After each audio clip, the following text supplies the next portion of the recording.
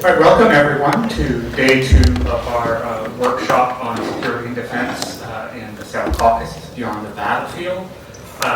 I'm Joseph Dale, Carleton University, chairing this panel, Cooperation and Conflict in Europe and the Arctic. There are 4 presentations this morning, so we'll ask each presenter to speak for about 12 to 15 minutes. Then we'll have some time for questions and answers at the end.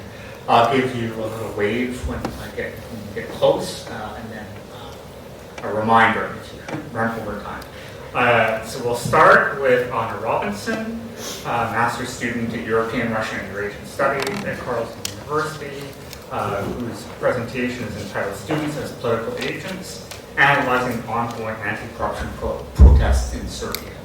Anna. All right, hello everybody, good morning. My name is Anna, and today I'm going to be discussing broadly how students can function as incredibly important socio-political actors, particularly in post-transition societies or in countries where democratic processes are still being kind of formalized and developed. And to do this, I'm going to be using the case study of the ongoing Serbian student protest / anti-corruption movements. So I'm going to give a little bit of a brief context into what exactly sparked these protests in the first place. So on November 1st, 2024, a canopy in a railway station at Novi Sad collapsed, killing 15 people who were in the area at the time. And this incident was incredibly tragic, but made even more so by the fact that the railway station had just been newly renovated, yet it still failed to comply by health and building codes, and this unfortunate incident occurred. This has not been the first time that infrastructure or government projects have failed to help the people, and in this instance it has even incredibly tragically affected them. And so protests began shortly after the incident, demanding for government accountability and transparency into how this incident was even able to occur in the first place. Initial protests typically were traffic blockades that were mainly led by youth and students that happened on Fridays at the time when the collapse happened for about 15 minutes, 1 minute for every life claimed. And also silent vigils were frequently held on campus as well too, to commemorate those who were lost. Now, throughout November, attacks started increasingly happening to people who were protesting as well as to those who were peacefully holding silent vigils. And the increasing frequency of these attacks, in particular one on November 22nd that happened at the Faculty of Dramatic Arts in Belgrade, and it was a group of unknown attackers attacked a group of students who were holding a vigil that was completely done with permission. They were allowed to be there, complied by every kind of rule or process they had to follow.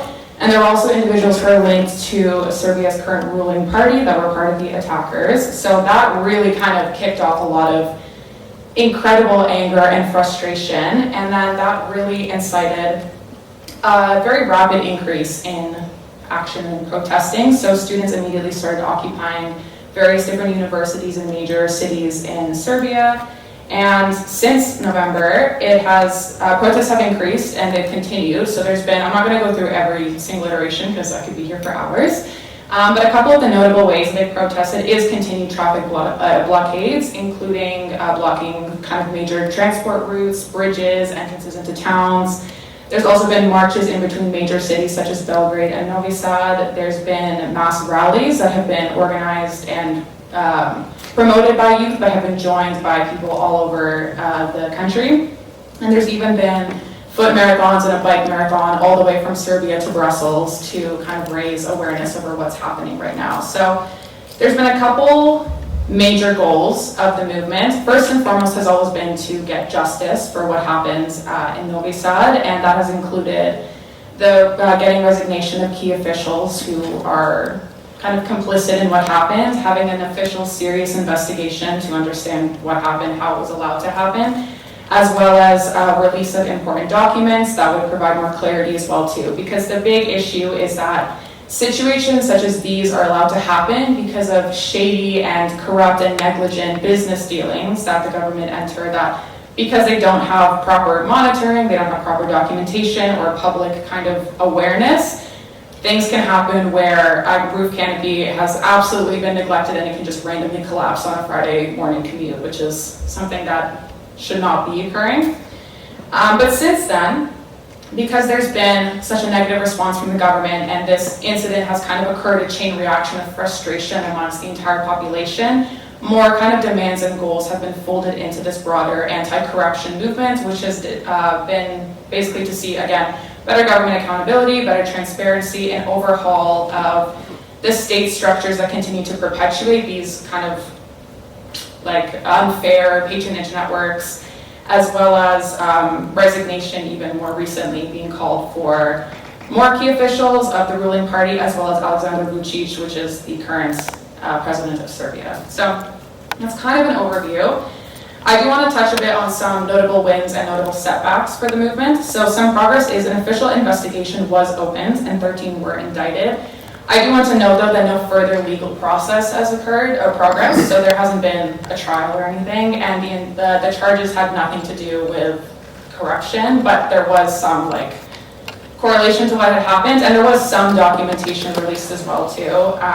There has been resignation of some key officials, so the current and former construction ministers. So the one who was the construction minister at the time of the collapse, as well as the one before that who was kind of in charge of like, looking over the actual renovation itself. The Prime Minister of Serbia at the time, the Mayor of Novi Sad at the time, and a few other SNS, which is like the Serbian Progressive Party, the ruling party, party officials, especially those who have been kind of very upfront about smearing the student protests. Has amassed large citizen solidarity. We've seen people from the press, the judiciary, the educational sector, the agricultural sector, civilian sector, everyone has kind of come in to support this movement. It has generated international awareness, though I will note this is more so on the side of Western media outlets rather than Western officials, but they have also brought awareness to European institutions, in Brussels especially, to generate some kind of support or conversation at least about what's happening. So there's still been some setbacks though, however. As I mentioned earlier, lack of firm ruling or extensive documentation. There also has been a myriad of negative and threatening responses from the government. So this has included smear campaigns and doxing of students. This has included students or other kind of figures who are supporting or promoting the movement being attacked or harassed, threatened by members of the party, by non-members of the party. There's been, as well too, just a lot of backlash, like counter rallies organized by Vučić, like a lot of kind of that type of, and a lot of negative narratives as well too. The student protesters have been accused of being like Western spies sent to like destabilize Vučić's regime, which is like not substantiated by any fact.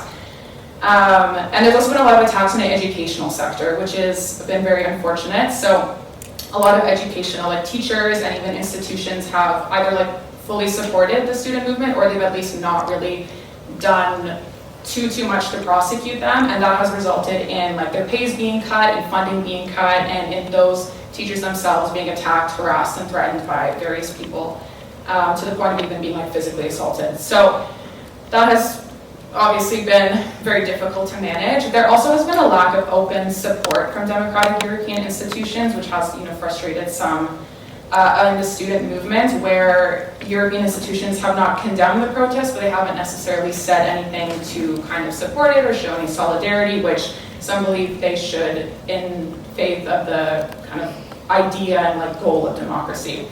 And there also has been a refusal of Vučić to resign or hold any parliamentary elections. So this has been called for because the prime minister resigned and parliament was essentially dissolved. But it's kind of still been weirdly going on, and there hasn't been actually any like proper election. So that's also been a big call that could kind of create some new leadership, which could create then some change, but it hasn't happened. So kind of the overview. So now I want to jump into a little bit of analysis of what does this really mean for Serbia and for post-transition societies in general.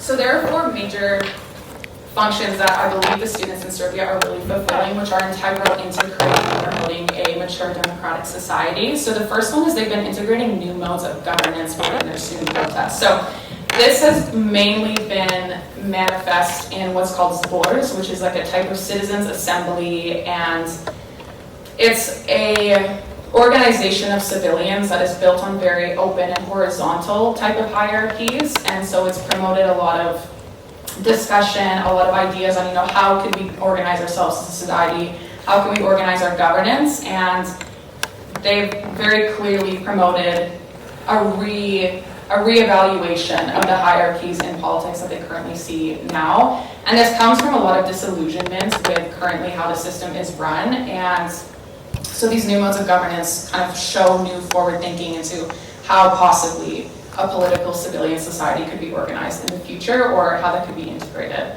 They've also developed new modes of political communication. So this is really important in the case of Serbia because Vučić's regime has increasingly destroyed any open communication between the people and the government. So that people aren't able to communicate through more formal or traditional means, such as through their votes or through like honest fair discussion, or just the general process of communication between citizens and government. They aren't really able to do that because it's not received, it's not heard. So they've been able to kind of create their new pathways of creating their own voice and creating a new way that they can be heard and spoken and understood, and forcing this kind of conversation to open up. A third way has been politicizing civil society. So there's kind of two sub-points I want to touch on this. One is the mobilization of society, and as well to the development of a new political consciousness, which is a very interesting phenomenon happening in Serbia right now. So first of all, they have mobilized a lot of society. I've touched on this. There's been, from many different sectors, people have joined in. There's been rallies with tens of thousands of individuals from all over the place. So that's been really incredible to see, but it also shows, very importantly, a reawakening of political action within a population that for a while has been stuck in a begrudging apathy. And so this has been a really crucial element of creating kind of what I would call a sense of democratic participation and political participation, which is incredibly important for any mature democracy. And a lot of times in post-transition societies, we do see this tension between democratic structures but a lack of political participation or political consciousness. So I do think that this has been really important in beginning to create that. And then the second thing, again, is establishing a new political consciousness. So the students who are emerging and the youth who are emerging at the forefront of this political action have a specific type of perspective that is interestingly often apolitical, but is focused more on the values and principles that they see most defunct in society: transparency, openness, equality, democracy, kind of basic rights. And they've also used their perspective to create a sense of urgency. They are very, very preoccupied with creating their moments of democracy and of peace currently right now, and acting in a way that is very immediate. And this is different from the previous generation that we see, because Serbia has a very long history of student movements, and a lot of the older generation had a mentality that was a little bit more utopian in a sense. There's a saying that really encapsulates this well. It's called "Biće bolje," and it says basically, it will be better one day, which is true and important, but it has this notion of one day, like one day we will reach this. And we see what's emerging a lot in the youth right now is they don't want to wait for one day. Like today needs to be the day. And so this, I think, has also been really important in reshaping the frameworks of understanding amongst the civilian society. And the last thing has been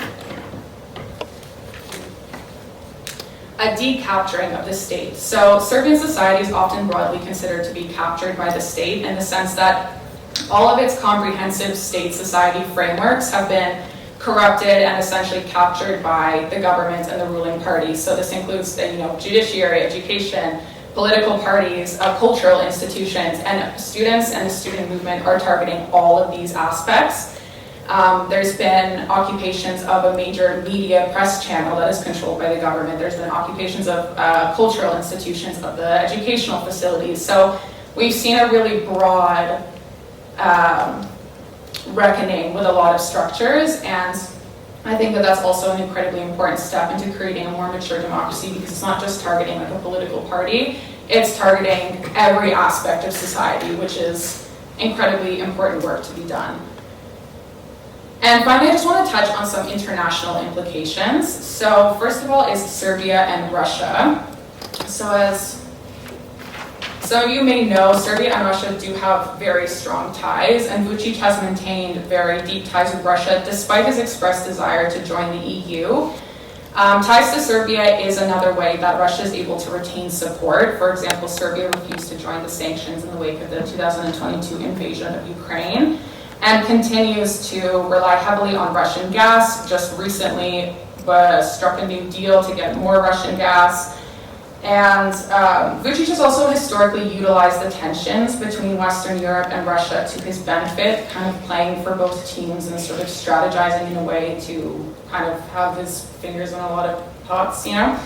And so this has created complications for sure in international relations, which I think this type of kind of bouncing in between has been even more detrimental in the wake of the invasion. And whatever the outcome may be of the student protests finally, I do think that any changes to power and political behavior in Serbia will have implications for the broader geopolitical tensions that are occurring within Europe and in the region as well too. And then I also want to touch on Serbia and China. So Serbia and China have established an extensive partnership based especially in infrastructure projects, but broadly in any type of like socioeconomic developments. The railway renovation itself is part of a broader railway modernization project that China is a huge partner in and has become like a flagship of Sino-Serbian cooperation. So that Novi Sad railway station was part of this huge project between the two. And many of the Chinese invested infrastructure projects have been criticized by the student movement for having these, or being more open to more kind of illicit or shady corruptive dealings. And so further backlash also has implications for their relations as well as the capacity for continued Chinese influence in the region, which when we consider also the ties between Russia and China, that can have also further implications on the broader geopolitical game. And I believe, so this kind of gives a little bit of an overview on the student movement, what's kind of happening right now. This is an ongoing and rapidly developing issue, so I do encourage anyone who's interested to keep tabs on what's happening. Kind of touching again on some of the roles that students have, as well as the international implications that can occur as a ripple effect from the outcome, as well as what's even happening just so far in the student movement. So thank you for listening, and I'm happy to take any questions.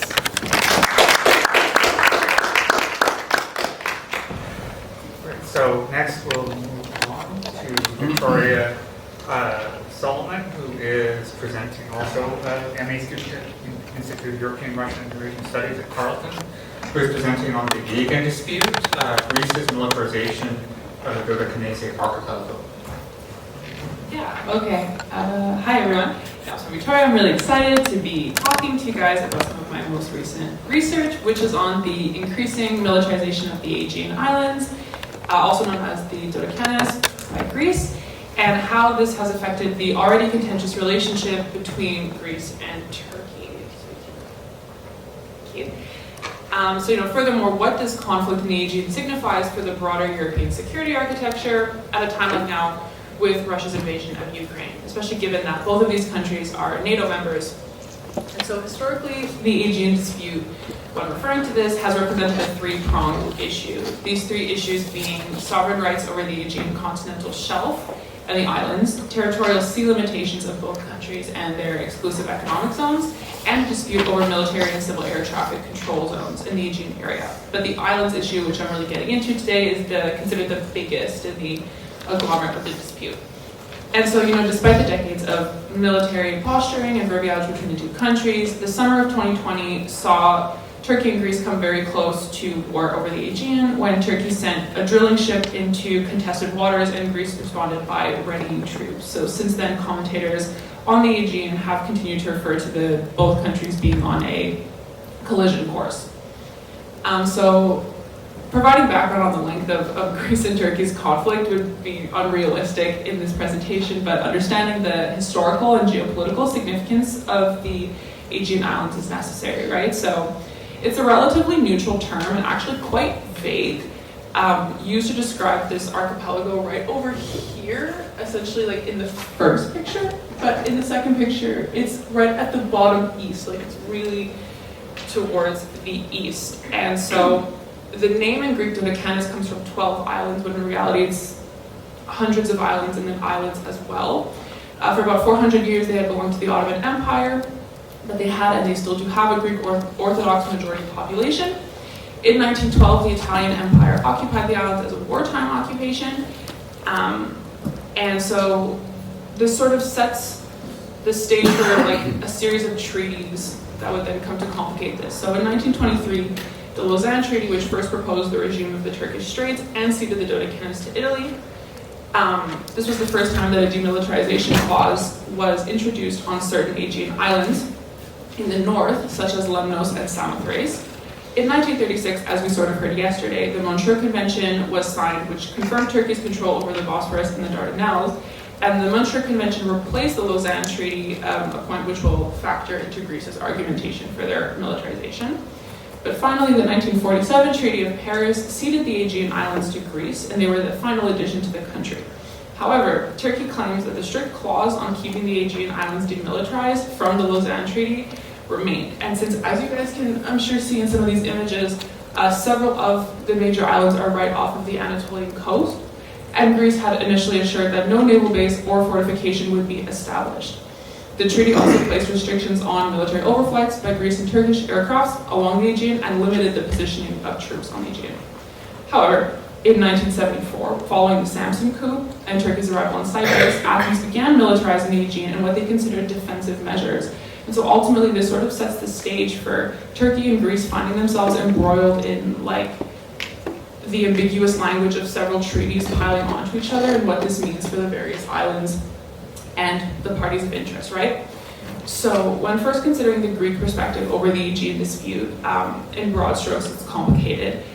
Greece claims that their right to militarize the Aegean islands comes from it being a significant part of their broader defense strategy, which is known as the Achilles shield system, which Greece considers at the heart of its 2025 modern defense strategy. Furthermore, as previously stated, the Montreux Convention replaced the 1923 Lausanne Treaty, and to this, Greece simply repeats that any previous clauses have been voided, and that the demilitarization of the Aegean is erroneous, and furthermore, that the islands in question, the ones that were previously had a demilitarized status, such as Lemnos and Samothrace, are up at the north, and so therefore the eastern Dodecanese actually has never held any demilitarization clause at all. And a second important aspect of Greece's perspective on the militarization is that Greece bases her claims over her ratification of the United Nations Convention on the Law of the Sea in 1995, which Turkey did not ratify. And so according to UNCLOS, Greece would have the right to essentially declare up to 12 nautical miles around its many islands. And the Aegean, in this case, being referred to as a semi-enclosed area, if Greece did this, it would essentially assume near complete control over the Aegean, making it a de facto Greek inland sea, right? And so as previously stated, since several of the islands are right off the coast of Turkey, for this reason, Turkey has become deeply concerned that Greece continues to station troops there. So from the Turkish perspective, the fact that Greece is not abiding by the demilitarization clause of the Paris Treaty, it has made them question the sovereignty over the islands. Former Turkish Minister of Foreign Affairs, Kavusoglu, stated that Greek sovereignty would be considered debatable, and this questioning has reopened the previous fighting grounds for the two countries, where Greece has severely limited Turkey's access to the Aegean seafloor in the past, denying Ankara the ability to explore for oil under the continental shelf. And with the Aegean being the natural link to the Black Sea and the Mediterranean through the Straits, a potential loss of freedom of navigation in this area would be a deep threat to Turkey's national interests.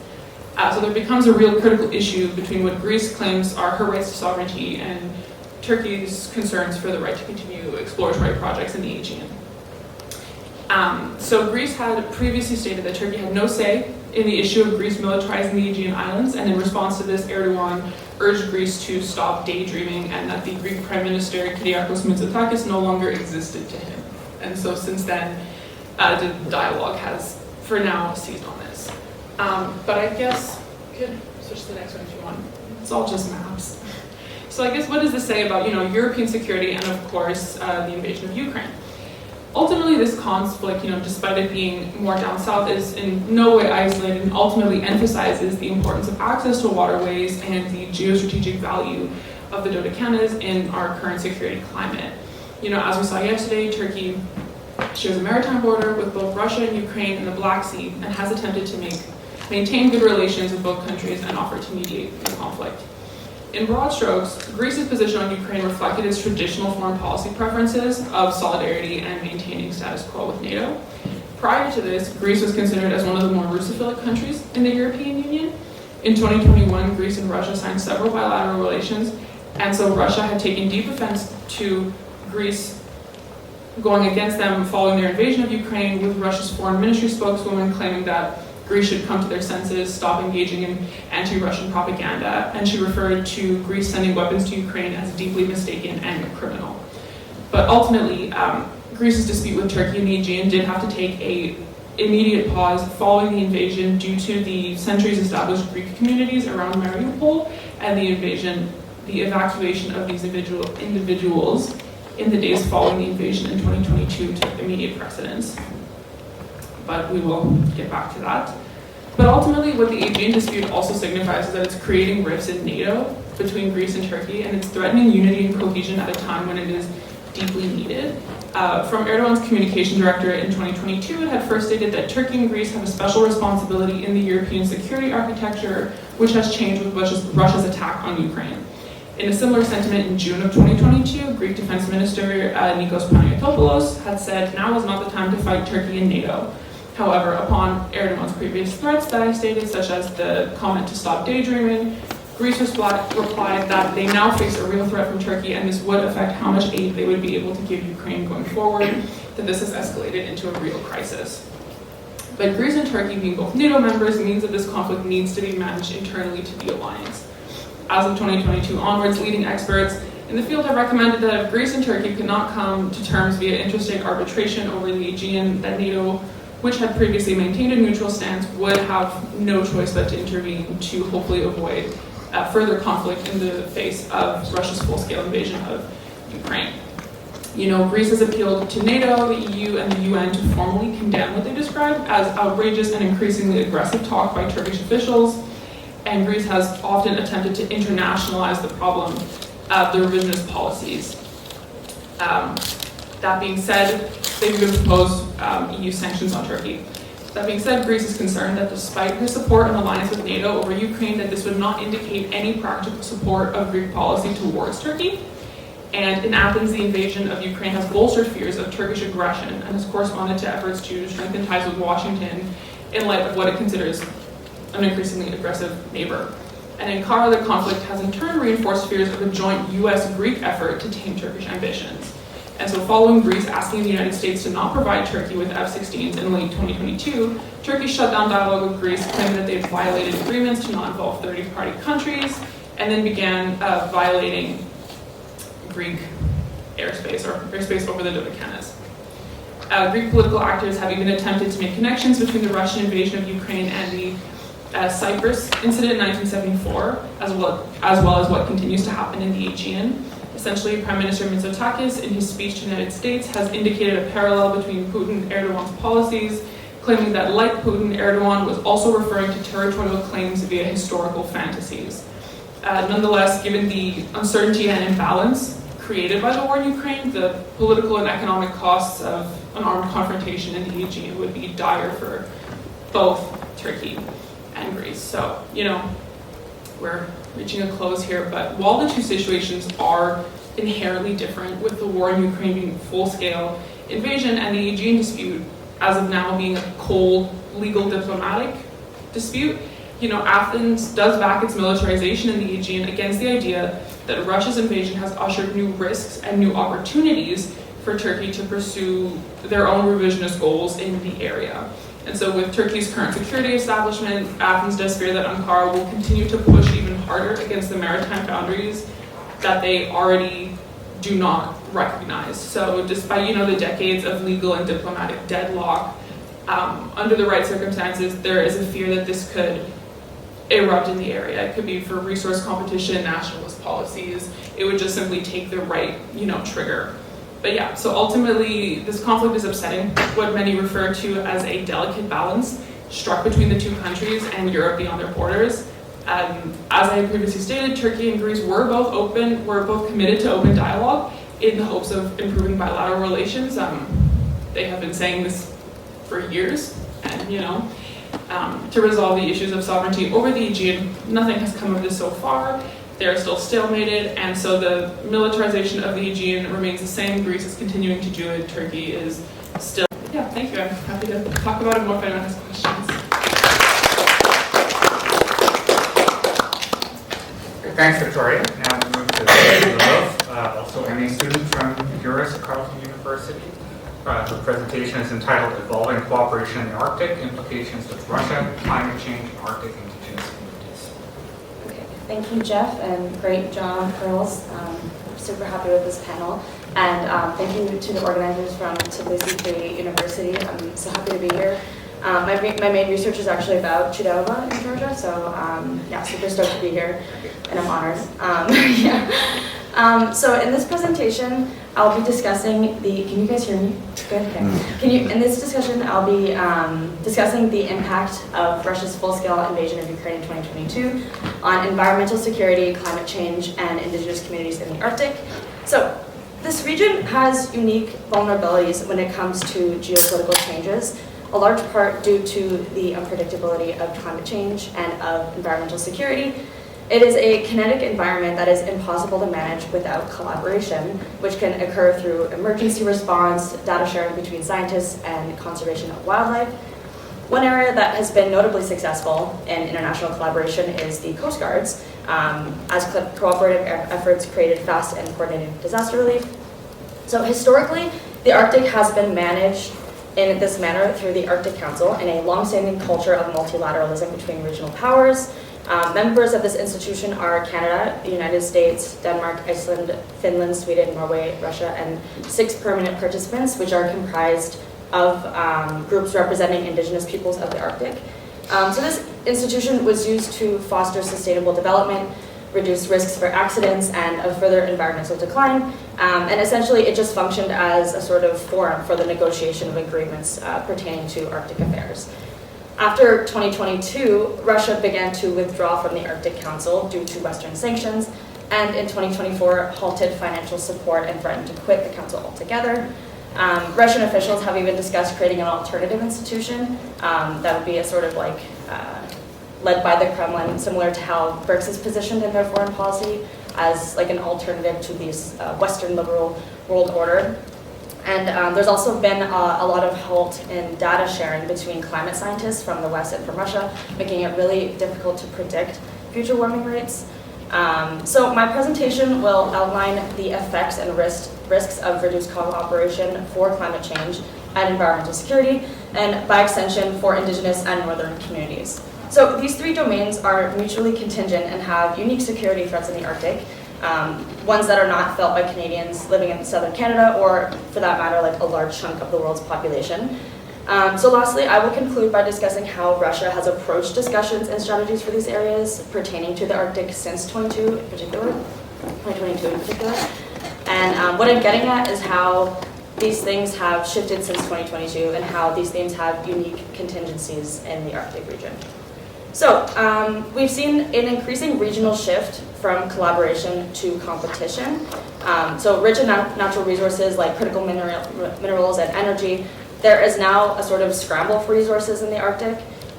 So with climate change and ice melt, reserves of these natural resources are becoming more and more accessible for extraction. And the ice melt has also increased the length of shipping seasons, creating more and more traffic in the region, which also increases the risks of shipping accidents. So in response to Western sanctions, Russia has placed like strategic importance on the region, framing economic development and defense in the region as a tenet of their national security. Western sanctions really have not deterred Russia's development in the region, as it has significantly increased since 2022. And this region has allowed Russia to be resilient against sanctions by shifting development towards the Arctic.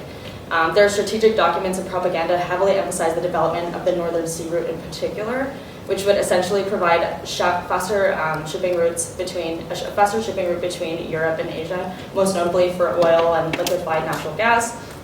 Though some scholars argue that it is far more important for Russia's transport within the Arctic through its many rivers rather than for the transoceanic purpose. So they would kind of just like run the length of the Russian coastline on the Arctic. Yes. The Kremlin has also collaborated with China for this Arctic development, particularly in deep sea technological capacity and with financing, most notably in energy projects. They've also commissioned icebreakers for Russia's Arctic, which is futile for the northern sea route and its treacherous transportation conditions. Just emphasizing too how hard it is to operate in the Arctic. So kind of partners like this have been very important. And basically, Russia's deepening ties with China after 22 further attest to this regional shift towards competition and of Russia's broader pivots in response to Western sanctions. So it should also be noted that Russia's Arctic policy does not prioritize sustainable development.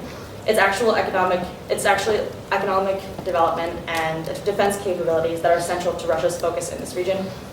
The latter is ever more relevant for Russia since Sweden and Finland recently joined NATO. But overall, sustainable development is not being pursued as it once was, like as a whole in this region. And with decreased collaboration in the Arctic Council and increased regional competition, this region's populations are at the greatest security risk. So, what are the risks for increased regional competition on local populations? How will an increase of unsustainable development and extraction exacerbate security risks that are already dangerous? How is climate change visible on a day-to-day basis? So, I emphasize climate change and environmental decline as security risks because they pertain to the safety of everyday people through food security, infrastructural damage, loss of cultural traditions, and increased risks of natural disasters. Climate change and environmental security are a part of the security discussion as a whole, alongside things like energy security and defense security.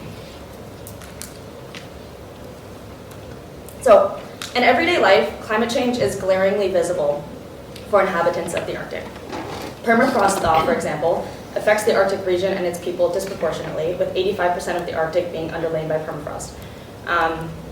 Essentially, permafrost is just a mixture of soil, rock, and ice that sits right below the top layer of soil and plant life. With climate change and the rise of temperatures, its thaw contorts the land above it and it results in infrastructural damage. As it melts, it also releases carbon dioxide and methane, further exacerbating climate change. So it's both caused by climate change and simultaneously worsens it as well. And the best way of addressing and managing permafrost melt is just by reducing climate change, in addition to adaptation measures like monitoring and modeling. And predicting future warming rates have been difficult for climate scientists. As stated before, much of the climate data has been halted from Russia since 2022, but I will return to this point later on. So for locals living in this region, regardless of national affiliation, permafrost melt is a daily security risk. It is as much an infrastructural and environmental crisis as it is a public health crisis. It releases toxic chemicals that were previously frozen, such as mercury, industrial toxic waste, bacteria, or even anthrax. It has also caused coastal erosion, increasing the risk for wildfires. And the infrastructural damage has also hit key sites for social services, most notably hospitals and clinics, which reduces the accessibility of healthcare for Arctic residents. Transportation infrastructure has also been affected negatively by permafrost melt. Riverbeds have become more susceptible to landslides and substantial erosion, in addition to lower water levels, which also poses risks for the local caribou populations and their migration patterns due to modified crossing points.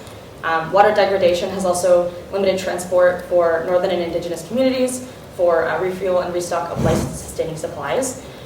Mackenzie River, for example, that goes through Canada, is at a historic low point with interrupting barges and transportation having to divert to winter ice roads, becoming increasingly more damaged. Tuktoyaktuk, which is a community in Canada's Northwest Territories, has relied on river routes transports for decades and have been increasingly needing to rely on more fiscally expensive alternatives such as northern highways or even air transport. So the impact of permafrost melt on supply chains and food security really cannot be overstated. In Alaska, like with other Arctic inhabitants, permafrost melt is also a public health crisis as much as it is an environmental and infrastructural one. The damage to key infrastructure like water treatment facilities, roads, and healthcare centers exposes rural and native Alaskans to waterborne diseases and toxins, food insecurity, respiratory illness, and other mental and physical health hazards. For many Alaskans, permafrost thaw is visible in the many potholes, tilted houses, and dried-up waterways in their communities. Fishing is also growing increasingly less accessible as the developmental growth of various fish hatchlings are stunted permanently by a higher incubation period, in addition to the ecosystem shifts from the changes in migratory patterns, bringing in new predators and prey. It's kind of offsetting various balances in the ecosystems. Indigenous people in particular that live in this region are disproportionately affected by climate change. Many subsist off of hunting and fishing and gathering as a key tenet of their way of life and cultural landscape. For Indigenous communities, land-based practices are futile not just for maintaining livelihoods, but also for maintaining traditions and cultural sovereignty. These land-based practices allow them to reclaim agency on a daily basis by subsisting off of the land. In Old Crow, Yukon, for example, Indigenous communities hunt caribou and store the meat underground in the warmer season. With permafrost melt and climate change, this storage method is not viable and less caribou are migrated. In addition, sacred grave sites have also been permanently damaged by permafrost melt from sinking or being entirely swept away by erosion or storm surges as a result of climate change and permafrost melt.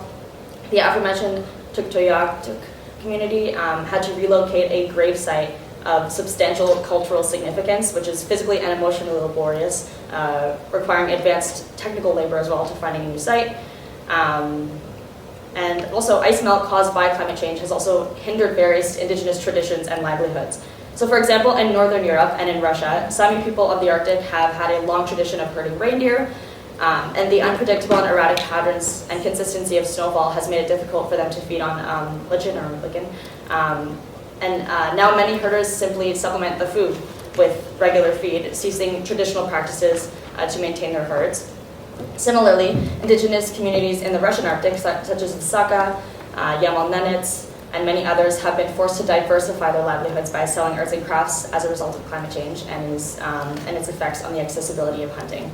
So likewise, one Inuit man living in northern Greenland reported significant changes in marine migratory patterns for seal, narwhals, and beluga whales. He also reported on the loss of hunting methods, as the techniques that they once used on sea ice in the north are no longer viable, as there is no more sea ice to utilize, or there is minimal sea ice.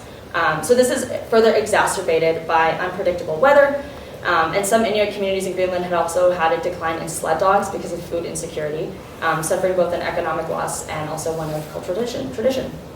So these various case studies here demonstrate that all inhabitants of the Arctic are affected by different ways by climate change, and managing it implicates everyday livelihoods, food insecurity, ecological preservation, human safety, and cultural traditions.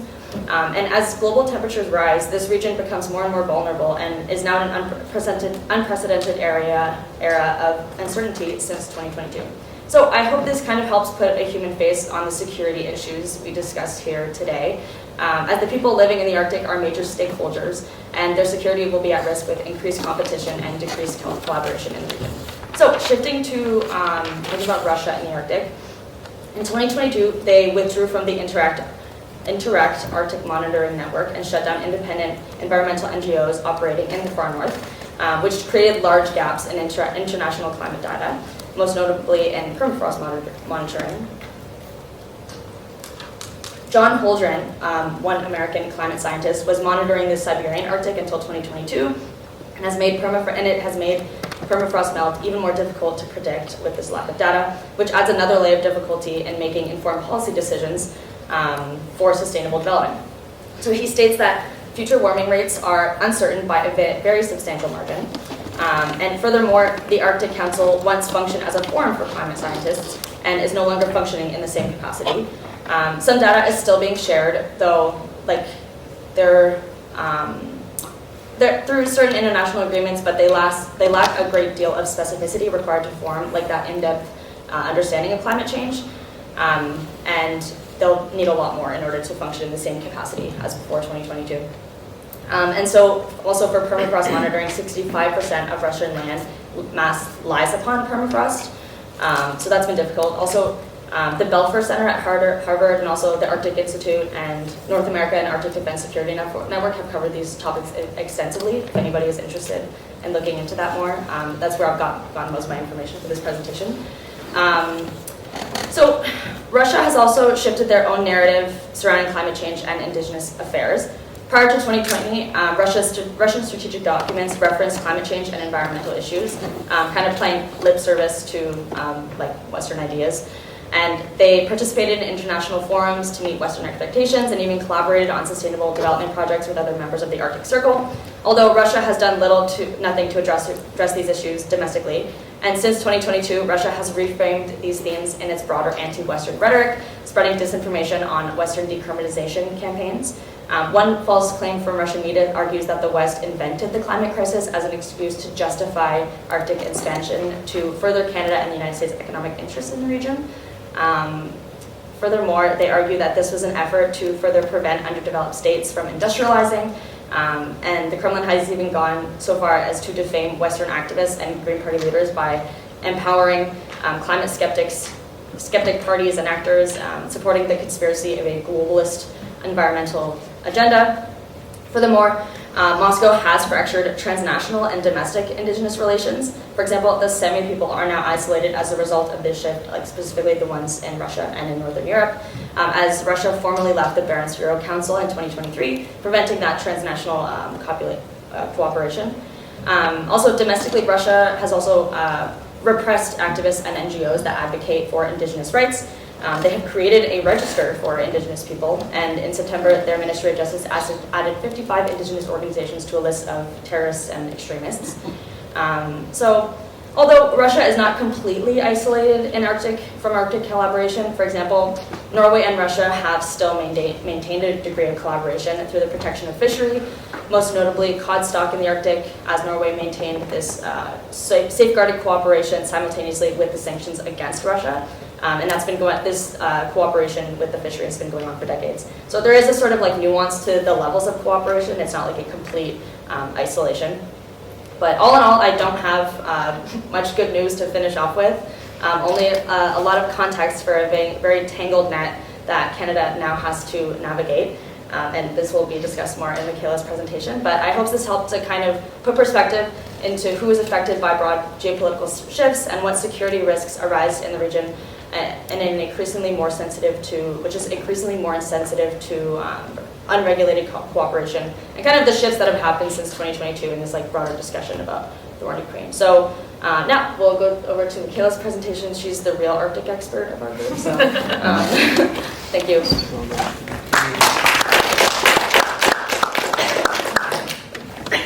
Thanks. So now Michaela LeBoeuf, who will speak on Canada's strategic geography, a double-edged sword in Arctic policy.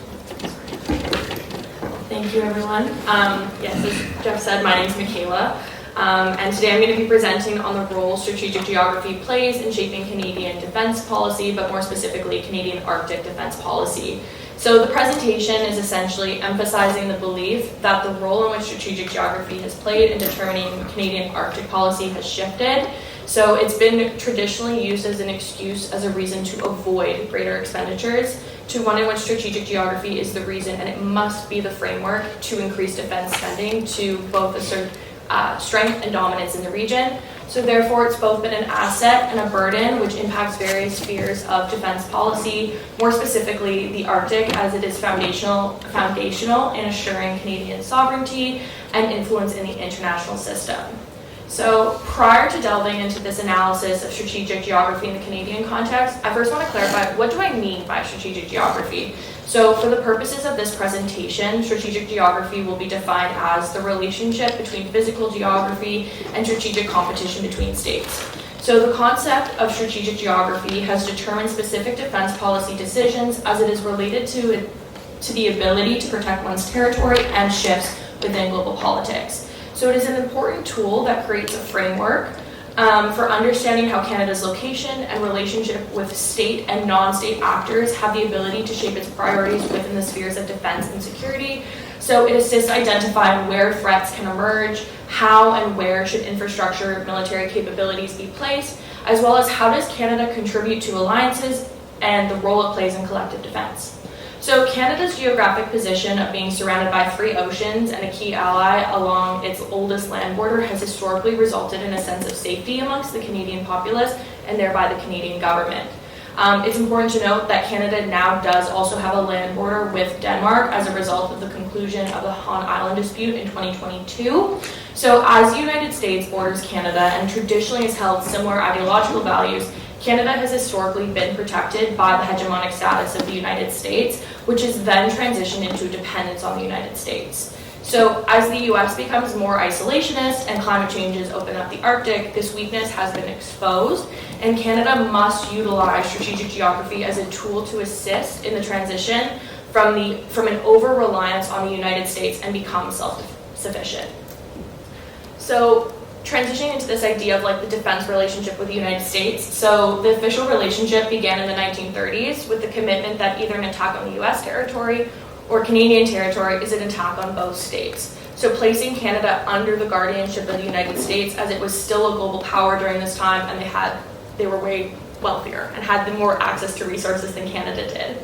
So therefore, for the last 90 years, Canada has been subject to this involuntary American guarantee, and the US has provided support for Canada through US military infrastructure, intelligence, and more advanced early warning systems. And so for many smaller states and Canada, it was imperative that Canada was not completely reliant on the US, as if they don't maintain a certain level of defense preparedness, then it could lead to this idea of defense against help. So the idea that the United States would help Canada from external aggression, no matter the opinion of Ottawa. So if Ottawa was okay with whatever was happening and the US didn't align with it or didn't align with US goals, the United States would be able to step in. So this relationship has reduced Canadian capacity to act independently and assert sovereignty, and has resulted in a lack of defense capabilities, leading to this idea of defense against help.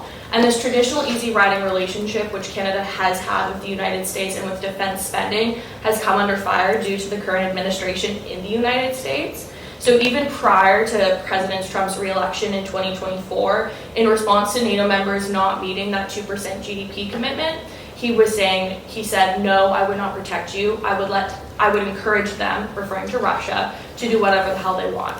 So while historically beneficial, the US-Canada relationship currently undermines Canadian sovereignty and has, as I said earlier, has led to a lack of investment in Canadian defense capabilities.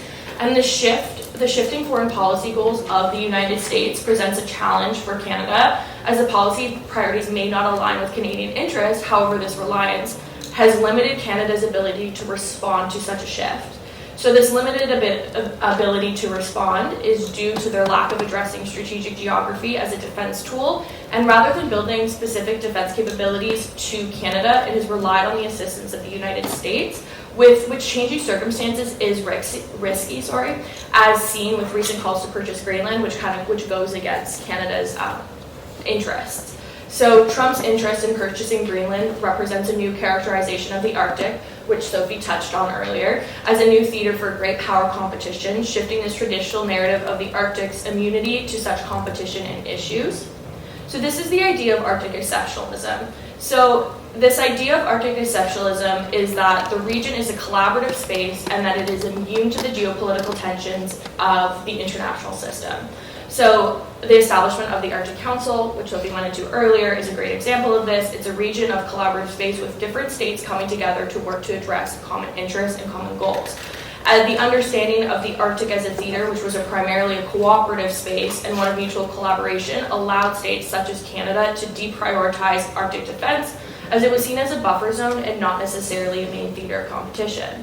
And even through the 2014 annexation of Crimea, the Council maintained a level of cooperation and collaboration. However, this stability has been actively challenged and halted due to the full-scale invasion of Ukraine in 2022.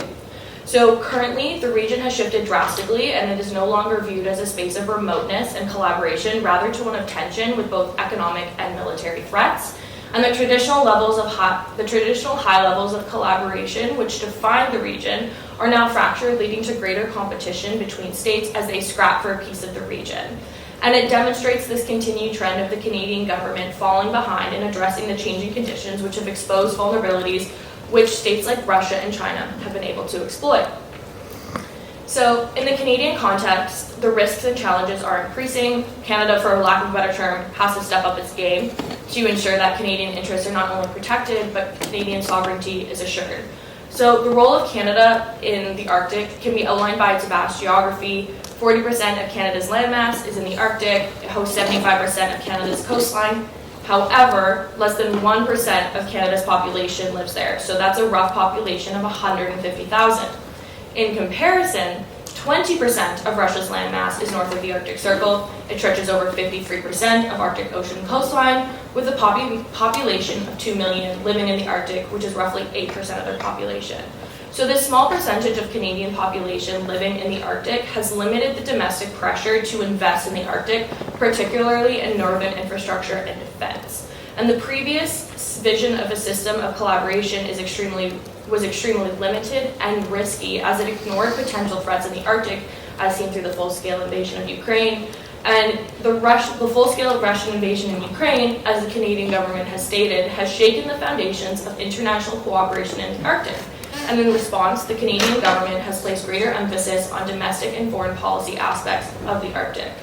So the 2024 Arctic Foreign Policy was launched with the aim of ensuring that the Arctic remains a stable, prosperous and secure region for future generations.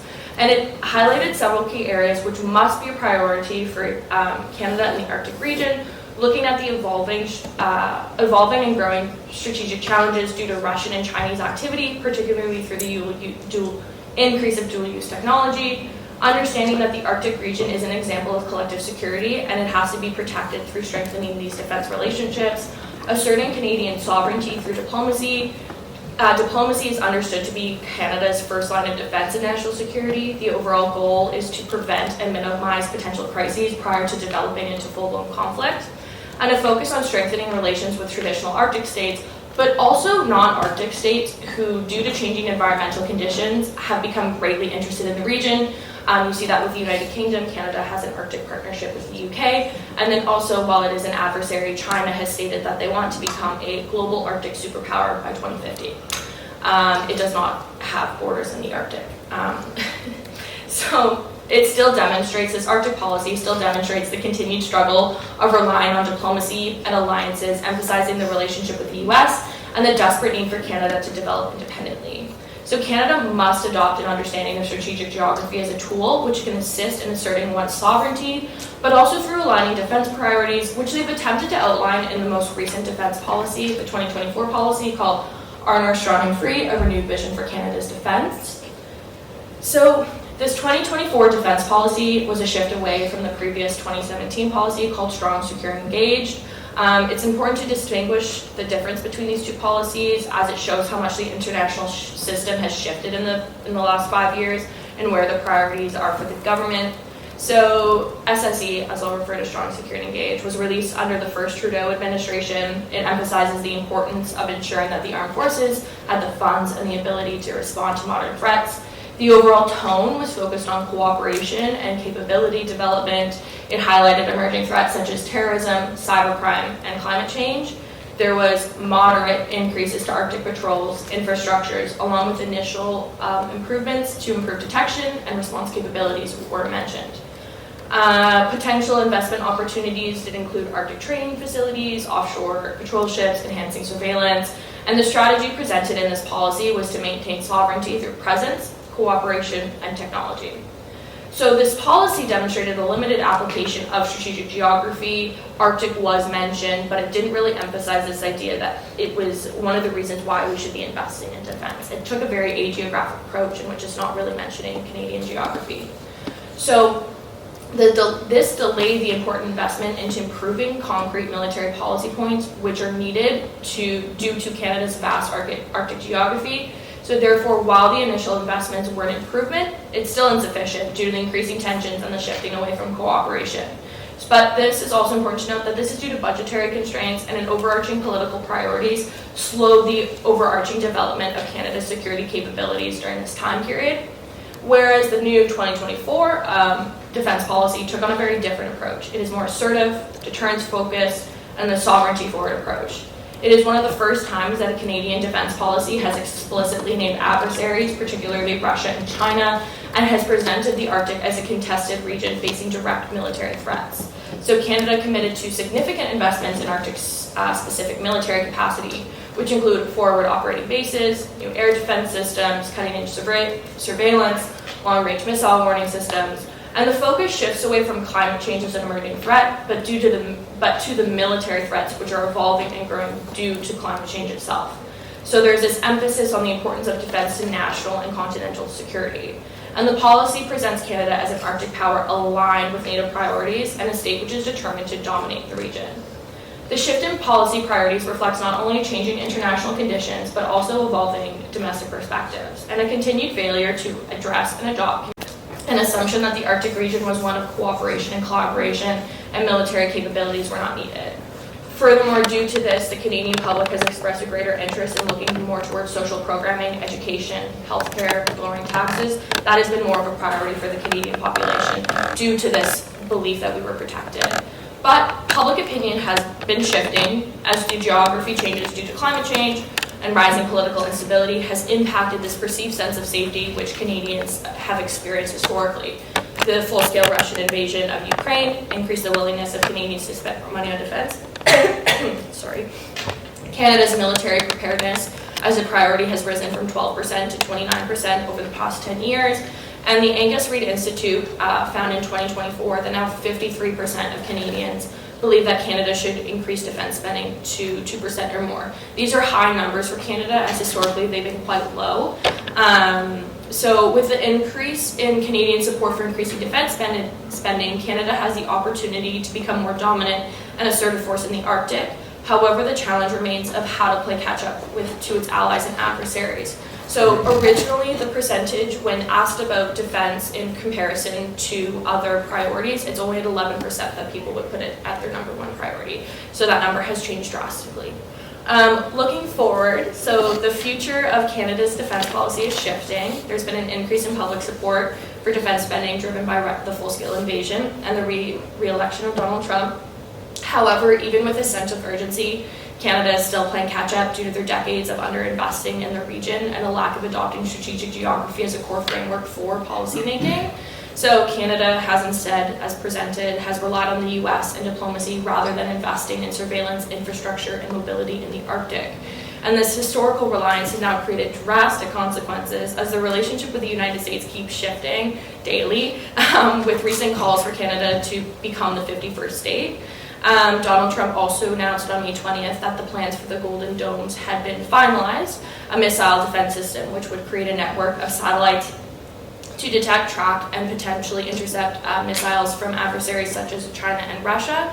And this would cover Canadian territory. Yet in a tweet, Trump demanded that Canada would have to pay the $61 billion to participate if they remain a sovereign state, but they would not have to pay if they were part of the United States.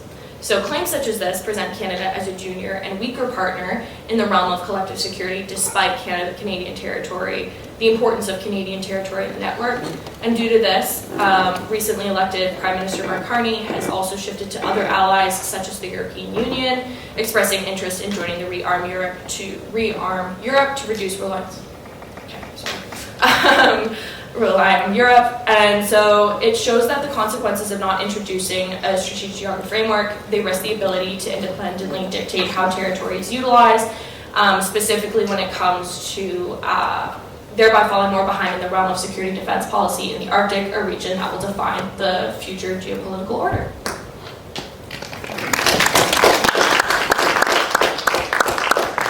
Thanks everyone for some great presentations. We'll have some time for questions and answers. I'll try to take a round of questions, see if I can get a question for every presenter, and then some time we have after that. So. Thanks. This is a question, also great job, girls, that's awesome. But this is for my Arctic friends. I'm wondering if you mentioned like China wants to have a stake in the Arctic by 2050. And everyone's talking about the Arctic right now, and critical minerals and everything, and this like alliance between Russia and China. And I'm wondering if you think that China's interest in the Arctic would potentially drive a wedge between that relationship. Between Russia and China? Yeah.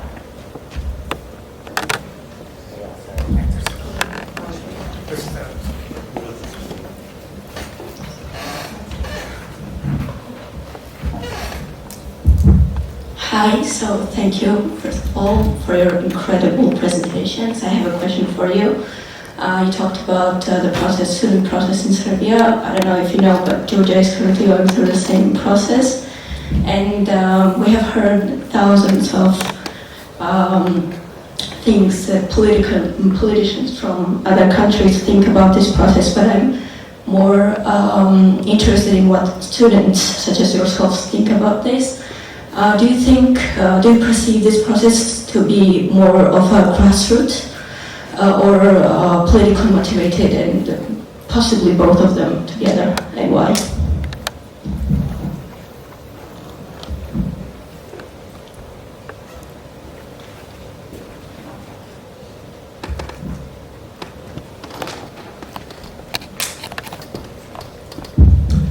This one's also for Anna. The scale of protests in Serbia has been kind of insane, and I mean, given the fact that most of the academic research on protests shows that you need about 3% of the population actively engaged in the protest movement in order to have results, and in Serbia it's peaked at something insane, like over 13%, and yet, Vucic is still in charge, and I don't follow the situation super closely, but it seems like there's a lot less results than one might expect for that. And what do you think is the reason for that? You have a question for Victoria? I have one. Please. I did want to ask Victoria more specifically if there's been any sense with the election of Trump and the Trump administration, this might are active lobbies both in Greece and in Turkey for the Trump administration, what the State Department might say about this, if this might change. Especially too, I was thinking in terms of intra-NATO tensions with Trump now potentially looking at invading Greenland or taking Greenland from a NATO ally, right? How this might also impact NATO unity in a broader sense, and this might have an effect on the change. So we've got questions for everyone. So maybe I'll start this row here with Anna. Go ahead. Sure. Okay. Thank you for the questions. So I'll start with the first one. I'll speak more to. I'm not sure if your question was specifically about Georgian protests or Serbian. I'll speak a bit more to Serbian because I'm a little bit more familiar. And if anyone else would like to chime in, please feel free. I do think that there is like a bit of both, and I do think what's interesting about these protests is a lot of them have been, for the most part, relatively apolitical in calls. So it's been a bit different in the sense of to be clear, there has been calls for Vucic to resign, his party to be out of power, so that is a political demand. However, it's not really about that. It's about changing the entire structure of society and of the states. And I think to achieve that, you do need a lot more kind of grassroots from the bottom work and action and demand. And I think in a sense, it has to involve politics, but it goes far beyond just politics as well too, to the ways in which the systems that exist affect everyone's life and every aspect of life as well too. So I think that's kind of how I would sort of categorize it. I don't know, what do you guys, if anyone has anything to chime in on at all? Okay, perfect. Did that kind of address the question? Okay. And then I'll go to the next one. Why are there less results than expected in Serbian protests? That is a really good question. I think despite the numbers checking out that there should be some crazy upheaval in society, I do think when we're working with states and leaders that operate beyond any type of kind of rules or regulations of democracy or of appropriate processes, we're kind of dealing in a different ballgame. And I think the protesters, nobody wants to storm the government building and take Vucic and cast him out to the streets. People don't want to do that. So retaining a peaceful protest is paramount, but it does create kind of this. I'm not condoning any type of violence or anything, but I think when you have a leader who's not going to listen to that and is not going to actually take into account what's happening and has already set up systems and structures that allow him and enable him to just be well, I don't really care, whatever. It makes it a lot harder for these concrete results to happen, which is always a challenge when wrestling with any type of authoritarian power. It always takes a very long time for it to happen. And many factors have to kind of, line up properly. So I think there's a lot of potential here, and I think we've seen an incredible amount of outcome and of results already compared to like the last decade or so. But I do think it's difficult because Vučić is not the type of leader who's going to listen to that and, you know, self-reflect, right? Like it's about retaining this power, and that very much has been his goal during his entire term, has been to retain this power and also to retain his image and his kind of popularity and everything. So I think his focus is on, you know, defaming the protesters, discrediting them, and in some ways it's very easy to do that. So yeah, I would say that's kind of, you know, there just isn't the context in society to make it as effective as it could be. But that's exactly why they're protesting in the first place, right? So is that kind of... Can I do a quick follow-up? Yeah.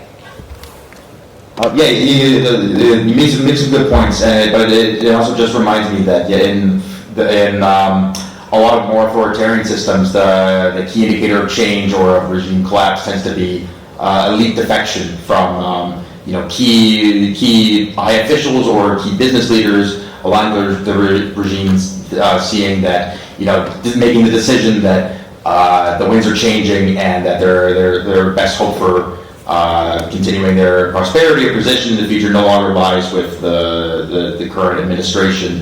Has there been any of this in Serbia, or if there hasn't, why do you think that hasn't occurred?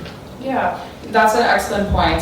There hasn't really been a lot of elite defection. There has been some kind of, I guess, crossing of lines, but on a smaller scale. So a big example that comes to mind is there's been an occupation of a major media outlet, RTS, which is government run and has, they were initially occupied because they just were, they were reporting on the protest untruthfully, kind of spreading smear and kind of untrue rumors.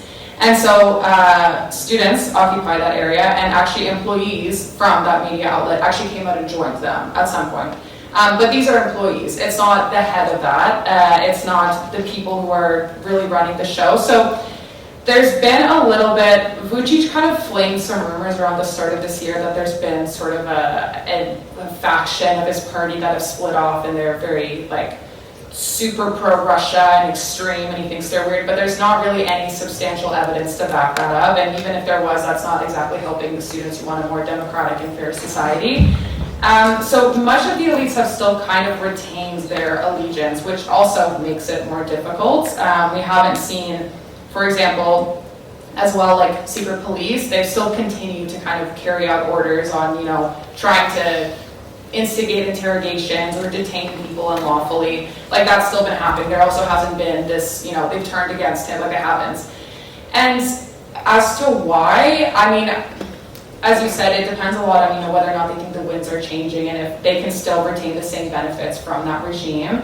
And I'm assuming at this point in their mindset, they're still believing that Vučić is able to provide them the kind of comfort and the luxury and security and the benefits that they've been having. This may change as this goes on, and I do think there's increasing kind of vitriol and intensity, which might change some perspectives. But, you know, I think there's also, from the perspective of people who would be in Vučić's circle, there's a lot of discrediting of these protests. They're accused to be, like I mentioned earlier, kind of Western spies or like Croatian fascists, or, you know, all of these illegitimate forces that don't actually know what's going on in society, but they're just bad students who are like mad about their exams and they're just coming in and creating issues. Like just a lot of like really silly allegations. But if you're in the inner circle, it's a lot easier to believe that and believe that, oh, these are just, you know, some evil forces, and, you know, Vučić is gonna take care of it. And they've had, you know, counter rallies that are kind of, you know, we're not going to take Serbia, we're not going to give Serbia away, we're going to protect Serbia. So again, there's a lot of narrative framing that is going on within that group. So from their perspective as well, too, you know, we might look at it and see, yeah, obviously there are issues, but they might think they have the exact same kind of luxury and comfort as they've always had. Can I add? Yeah. This protest in Serbia lasts from November, I think. Yes. And the protest is getting stronger or weaker. I mean, it's already 8 of the month. Yeah. And it's spread everywhere. I mean, it's stronger in Belgrade or in other cities. How does this work? Yeah, absolutely. Just a very quick answer. Yes, sorry, yeah. I would argue it's getting stronger. They continue to sort of increase their action and find new ways to kind of promote their message. So, for example, the cycling and the foot marathon to Brussels was actually pretty recently, which was a major escalation of action as well too. They literally just went, we're just going to go to Brussels and we're going to make the European ministers listen to us and we're just going to like talk about it, right? So there's also been increasing calls for Vučić to resign specifically in the last like month or so. They've started to call for snap elections. So I do think it's intensified, and in terms of the spread of activity, it is more concentrated in city centers. Novi Sad is a huge place, Beograd is a huge place, there's a couple other cities as well too that have seen intensified action. So it is typically in more urban centers, but there have been, interestingly, people from more rural communities coming out. For example, many of the agricultural sector have come into the city centers to kind of protect the students with tractors and support the blockades. But it is important to know Vučić does have a strong base within rural communities, so that's obviously not extensively applied to everybody, but that's kind of what the breakdown sort of is. Victoria? Yeah, okay. Thanks for the question.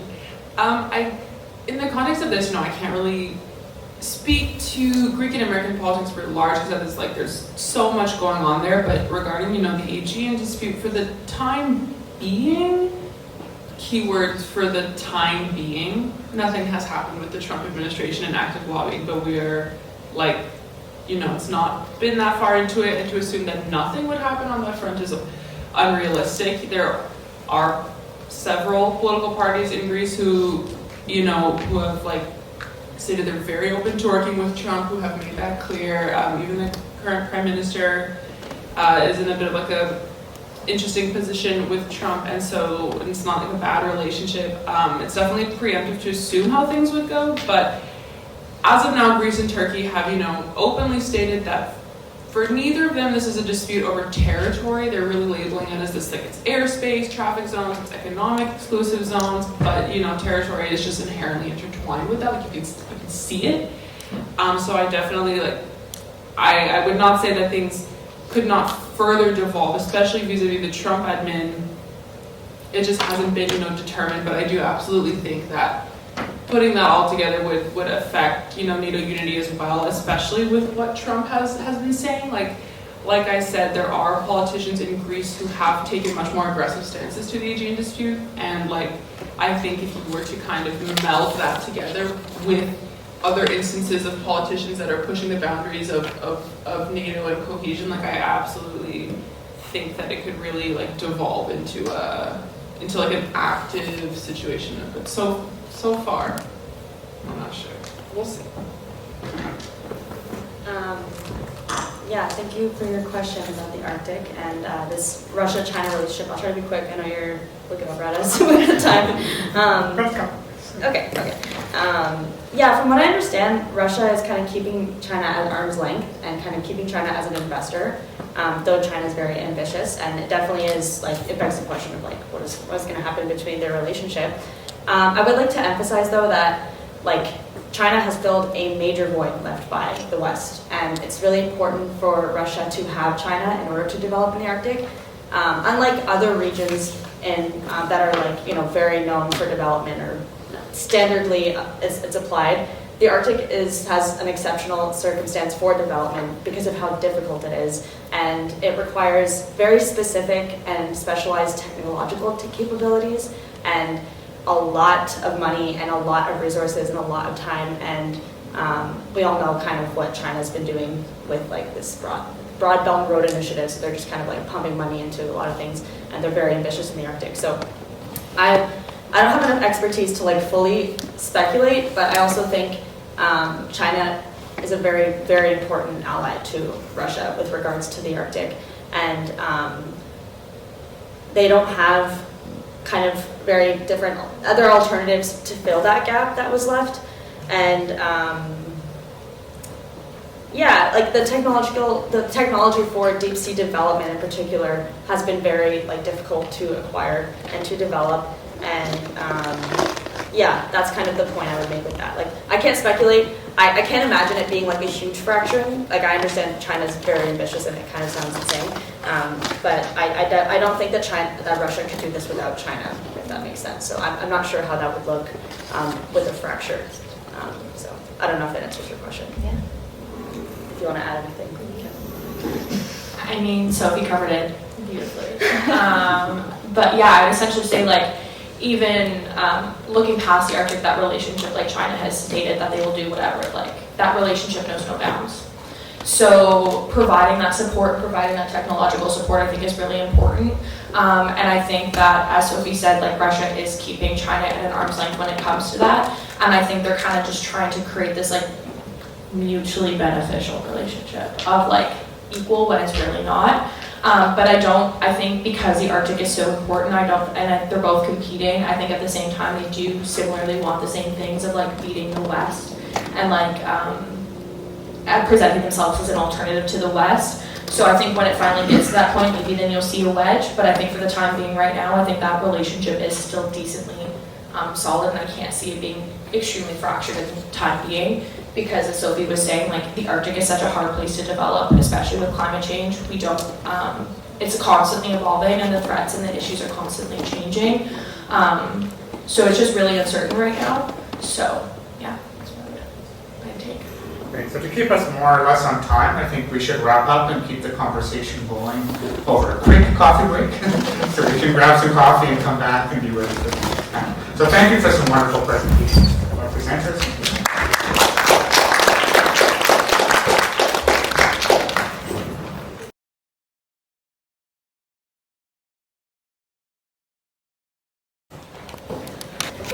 So let's start. We have the panel 3, involving energy and regional politics, and the first presentators are Nicholas Giligashvili and Tsitsi Lobzhanidze from Tbilisi Free University, recent developments in the Middle East and their impact on regional security. Hello everyone, I'm very pleased to be a part of this very interesting session. Today we are going to be presenting on the recent developments in the Middle East and their impact on regional security. Particularly, we will be focused on the threats of foreign terrorist fighters amid Russian-Ukraine war. First of all, I want to start talking about the ISIS. ISIS is a terrorist organization that was, I think, as it was one of the largest terrorist organizations known to the world in 21st century. And the origins of ISIS are integrally tied to Abu al-Zarqawi, who is generally recognized as the founding father of Islamic State, with a territory equivalent to the size of Portugal and a population of some 8 to 10 million people. It tried to establish the Islamic State based on the fundamentals of Islamic law, Sharia, and on the model of the Umayyad Caliphate. In 2014, the ISIS declared a caliphate with Abu Bakr al-Baghdadi as its caliph, claiming his political and religious authority over Muslims throughout the world. Because of the fact that Islam completely disregards the concept of national or ethnic identity, the group called for all Muslims throughout the world to gain Ummah or Muslim community and fight against infidels. While the fall of ISIS territorial control in Syria and Iraq marked a pivotal counter-terrorism victory, the residual threats still persist. Its fighters, affiliates, and ideology continue to travel, adapt, and re-emerge in fragile regions. Today, one of such fragile regions is Black Sea, a critical security frontier that now finds itself increasingly exposed to hybrid threats that combine conventional warfare with insurgency, disinformation, and foreign fighters. To better understand the importance of the Black Sea region and particularly the role of Georgia, my colleague Nicholas Giligashvili will continue talking about. Okay. Hello, we are going to talk about Georgians and Caucasians in general who have joined to wage the holy war against the global crusaders in the name of Islam. It has been reported that numerous Georgians have recorded as having joined ISIS. That's a peculiar case because Georgia, although a predominantly Orthodox Christian country, has a significant religious minority in the face of Islamic and Muslim communities concentrated in the various regions of the country, most notably the region of Ajara in southwest Georgia and the infamous Banki Sea gorge as well in eastern Georgia. And after the disintegration of the Islamic Caliphate, we have concluded that the threats of these individuals ever returning to Georgia or attempting to return to Georgia poses a security challenge not only to this country but to the very security structure of the region as well, and most especially to the Northern Caucasus region, which produced even more fighters for ISIS than Georgia did, and all of them, or at least most of them, are looking to go back home using the transit routes in Georgia. And what is noteworthy is that many Georgians who have joined the ISIS have become senior officers and senior commanders, and many of them have taken and occupied significant positions within the chain of command of the organization. The most notable ISIS commanders who are or were Georgian citizens include these individuals: Leon Takhosashvili, aka Albara Banki Sea, Murad Margoshvili, aka Muslim Abu Walid Ashishani, Tarkhan Batirashvili, aka Abu Omar Ashishani, Abu Musa Shishani, whose real name we couldn't find, Feyzullah Margoshvili, aka Salahuddin Shishani, Tamas Tsabiashvili, aka Abdul Rahman Shishani, Ruslan Chanikashvili, aka Saifullah Shishani, and Besik Kushtanashvili. Most of these individuals have been pronounced as deceased, but the fate of some of them is unknown. And the whereabouts of those Georgians who have managed to escape Raqqa or Baghouz, which was the last strongholds of ISIS, is largely unknown. As far as the recruitment process goes, no Georgian citizen has been identified as having joined IS or any other terror organization, or having moved to Syria or Iraq after 2021 or thereafter. And if you look at the numbers, we have the report from the US Department of State that around 50 to 100 Georgians have joined the Islamic Caliphate, which might not seem a lot, but for a country of just 3 million inhabitants, it is still quite significant, something like 4.5 individuals per 1,000 people. And that's the issue of Georgians discussed. Now I'm going to talk about the fall of ISIS. After the fall of Baghouz in March 2019, which was the last territorial stronghold of the Islamic State on the border of Syria and Iraq, ISIS self-declared caliphate was effectively dismantled. But what constitutes now a problem after the fall of the Islamic State is the perspectives and prospects of the people living under governance of them. And individuals that were returning to their home countries, especially considering the scarce resources to tackle and monitor such threats encountered in developing countries of Eastern Europe and Caucasus, as well as the ongoing Russia-Ukraine war, in which many former fighters are still fighting and take part or wish to take part in the very near future. Moreover, what's now important is the current situation in Syria. As we know, on the 8th December 2024, the Assad regime was collapsed and new government, Hayat Tahrir al-Sham, came to power in Syria. But, however, the threat of foreign fighters are still very serious there because, as it's estimated, around 2,500 ISIS fighters remain active in Syria and Iraq, and the security vacuum and political instability following Assad's fall have left the country deeply divided, creating a fertile basement for the action of foreign terrorist fighters who are still active, as I have already mentioned, and the risk of prison breaks. ISIS continue to seek a resurgence, challenging Syria's internal government and regional security. So, the next part is foreign regiments in Russia-Ukraine war. So let's talk about the Russian-Ukraine war and the role of foreign fighters that are participating in this conflict. Unfortunately, we do not have an exact amount or number of how many foreign fighters are right now in Ukraine as we speak.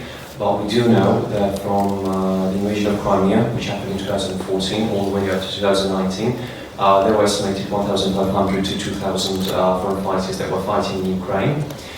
we have to assume that that number dramatically increased after 2022 when the full-scale invasion of the country began by the Russian Federation.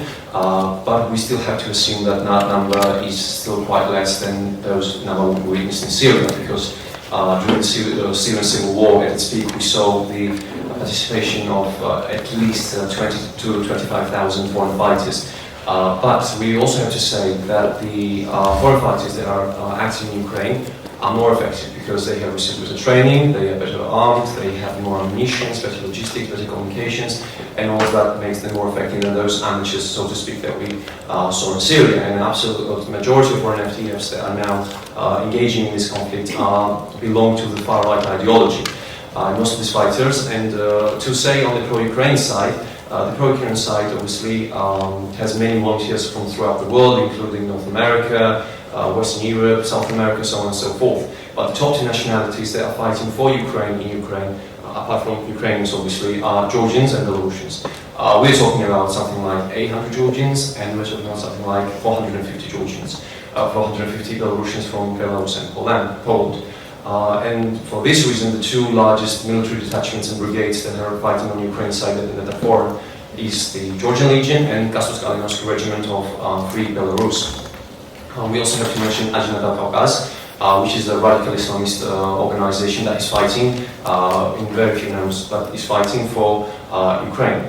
Regarding pro-Russian regiments, the most number of foreign fighters that are fighting for the Russian cause are fighting alongside the Brezhnev Brigade, and there is also an involvement of various peoples of Northern Caucasus, including Ingush, Ossetians, pro-Kadyrov Chechens, and so on and so forth. The most dedicated to the Russian cause is the so-called Pyatnishka regiment, which is consisting of Abkhazian volunteers, and they are very dedicated to the Russian cause, and we saw their dedication and a testament to that in a very brutal and bloody battle of Avdiivka in 2023.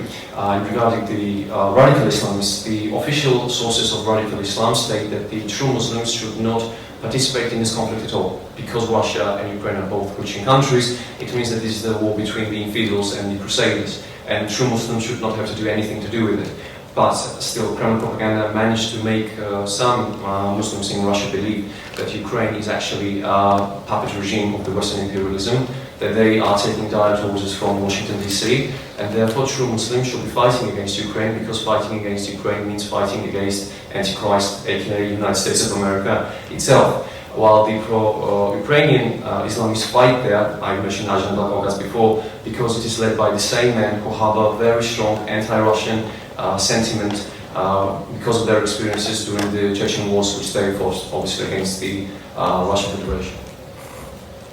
The ongoing Russian-Ukraine war was introduced with captures and uncertainty in the region, not only because of the obvious horrors of the war, but also, as we already mentioned, because of the risk of returning foreign terrorist fighters.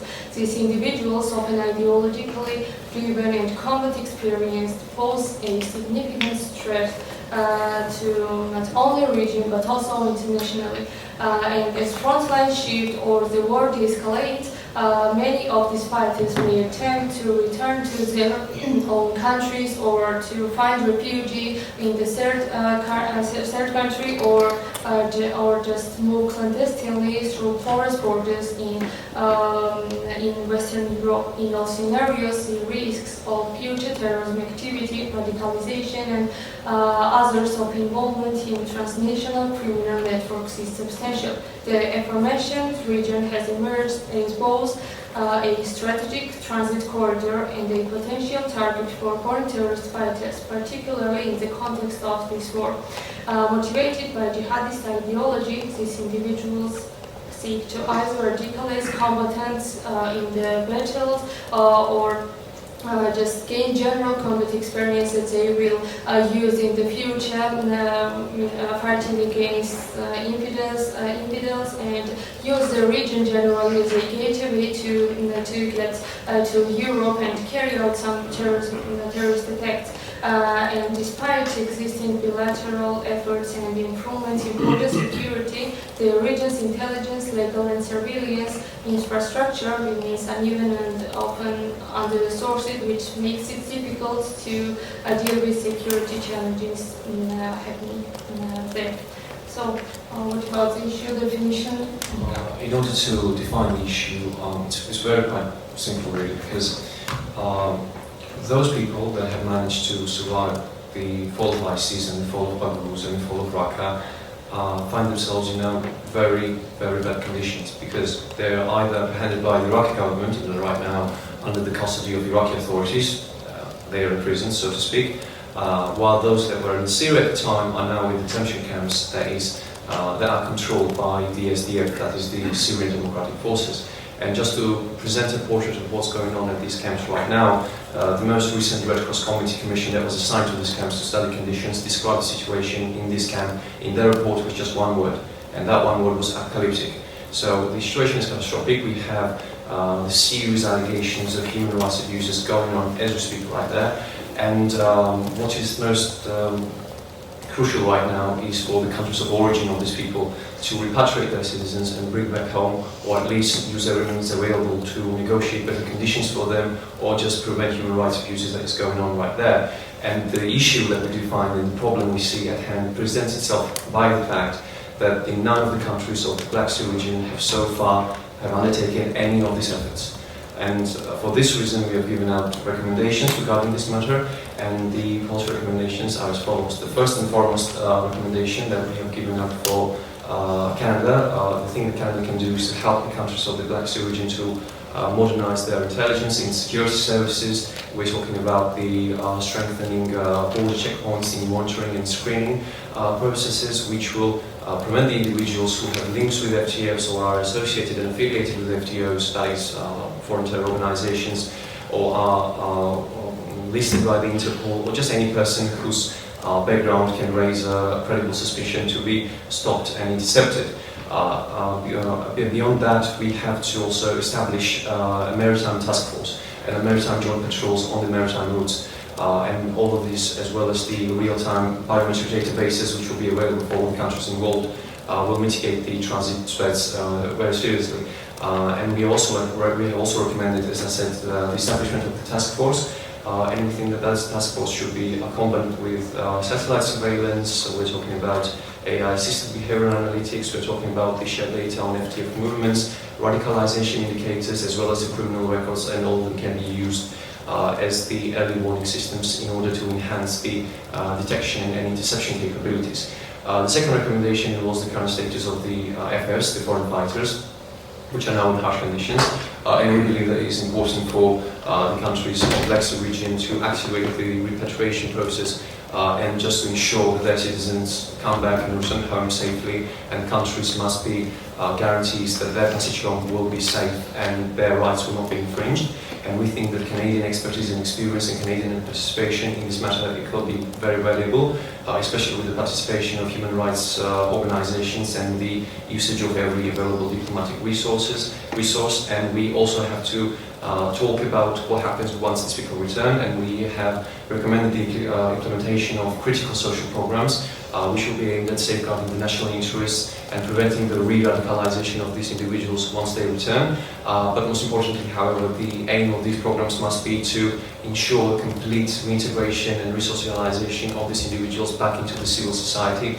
And we think that in this process, obviously, law-abiding structures will be very important, and the core element of the structure must be the joint platform or joint some sort of council that will be chaired and led by Canada, and where the involved countries will work towards this process of repatriation and negotiation. And we also have to try law harmonization. Because establishing a law-abiding and rights-respecting framework will help us to address the security challenges, as well as to ensure that the country's judicial and legal practices are aligned with the ideals and principles of the international law, and that they are complicit with human rights standards.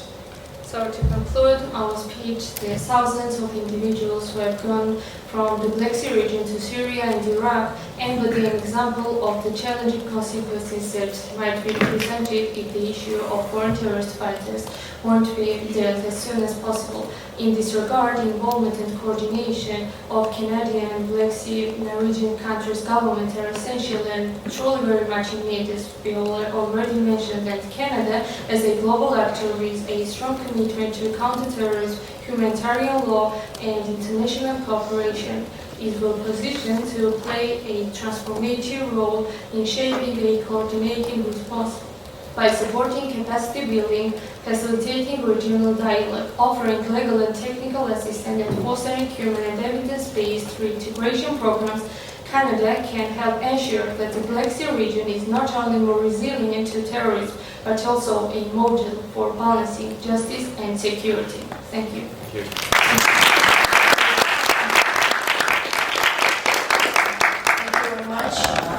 We still circulate in the Middle East. Sabat Avalishvili is going to present the research from bypass to backbone, Turkey's rising role in EU energy security after the Russia-Ukraine war. Thank you. First of all, I would like to thank my whole university, Free University, giving me such opportunity to present the really, I can say that, interesting topic and a crucial topic nowadays for the EU and for Georgia as well. As you know, after the Russian-Ukrainian war, the fluctuation, according to the second EU's energy security, have emerged, and not just the political and economic issues and problems have become in the EU's political agenda, but the energy security also become the really crucial problem. First of all, before the Russian-Ukrainian war, somehow as a nature, somehow we could say that in a natural manner, Turkey, Ukraine, and Russia, with the help of the EU, have emerged so-called energy security complex. But after this war, after the 2022, this complex have diminished, and we could say that it's already destroyed.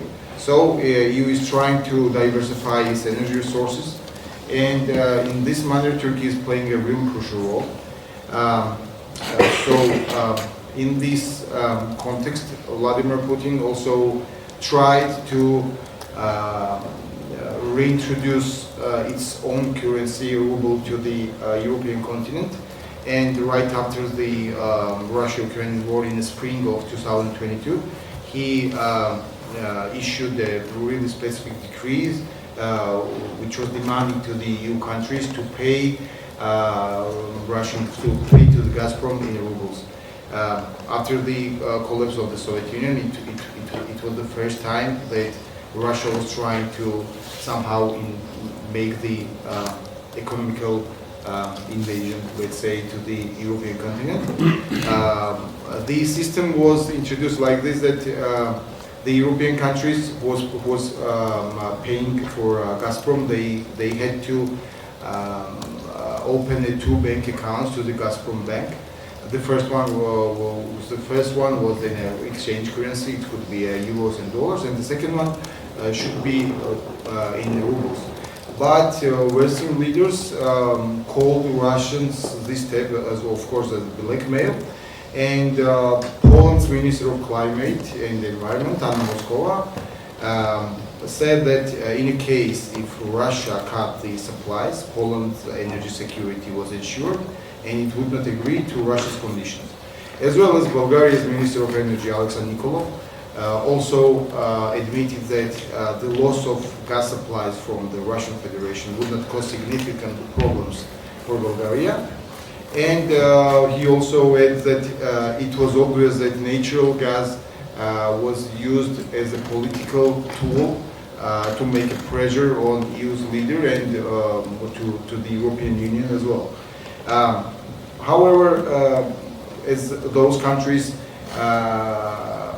didn't agree to pay the gas in rubles, Finland and Netherlands of course, also refused to pay in this manner, and as a result, Gazprom in 2022 cut the supplies for Finland and Netherlands.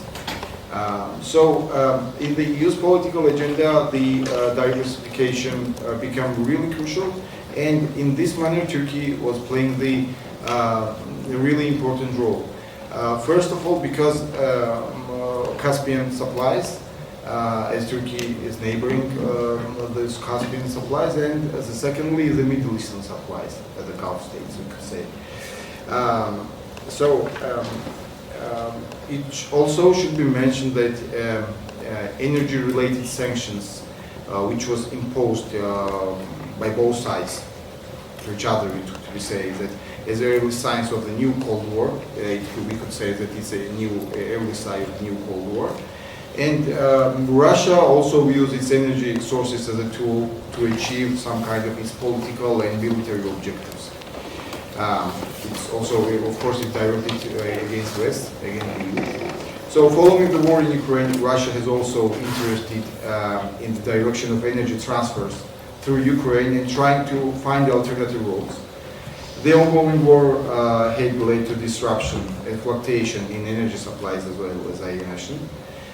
Consequently, the European Union is making efforts to access Caspian natural gas and develop alternatives to Russian gas.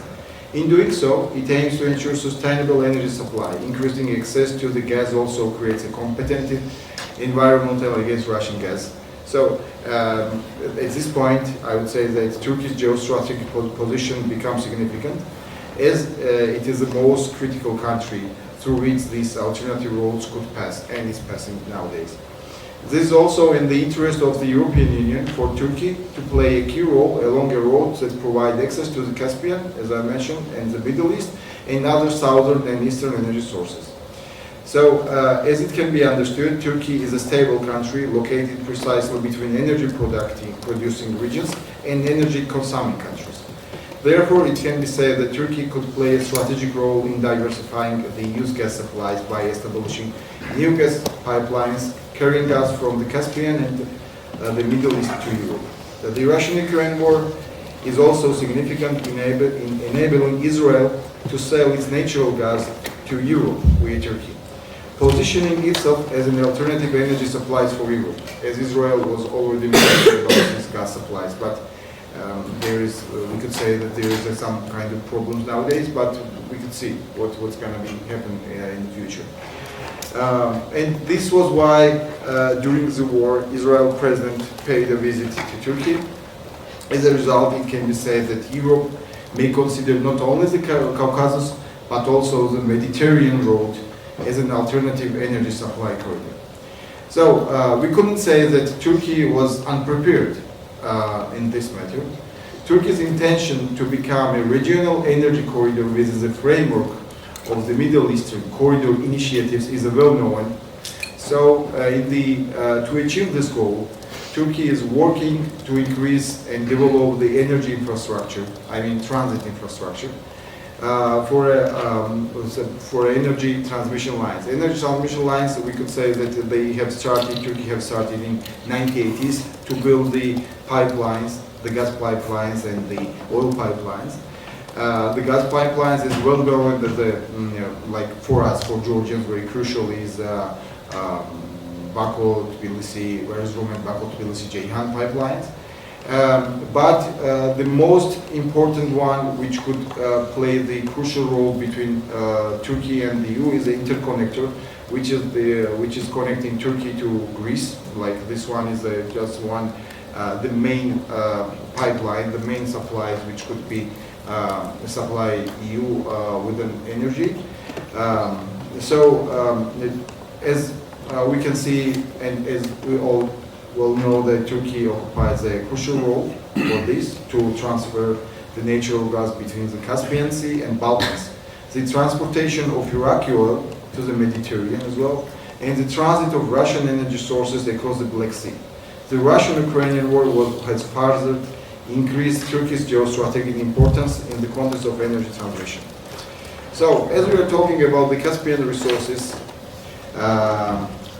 as well as other resources, not only oil and the gas. And for the EU's energy policy, it's not just the oil and the gas to ensure its security, it's also the electricity. So in this manner, Georgia could play the modest role to supply not just as a corridor, but then as a transit country, but also a supplier.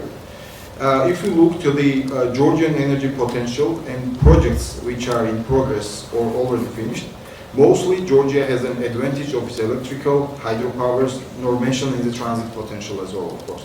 In this regard, Georgia has the after the regaining of its independence, Georgia has done the strong progress. However, after the Russian-Ukrainian war, some projects mostly connected to Turkey have been catalyzed. This was why, first of all, Turkish energy markets become steadily attractive, and high voltage direct currents back-to-back station to Akhalsihe, as well as encountering the majority of the greenfield projects that are under the development in Georgia. Those are playing but Georgia is also playing a really crucial role, because Georgia could play the supplies between Russia and Armenia, Iran, like to the Middle East direction.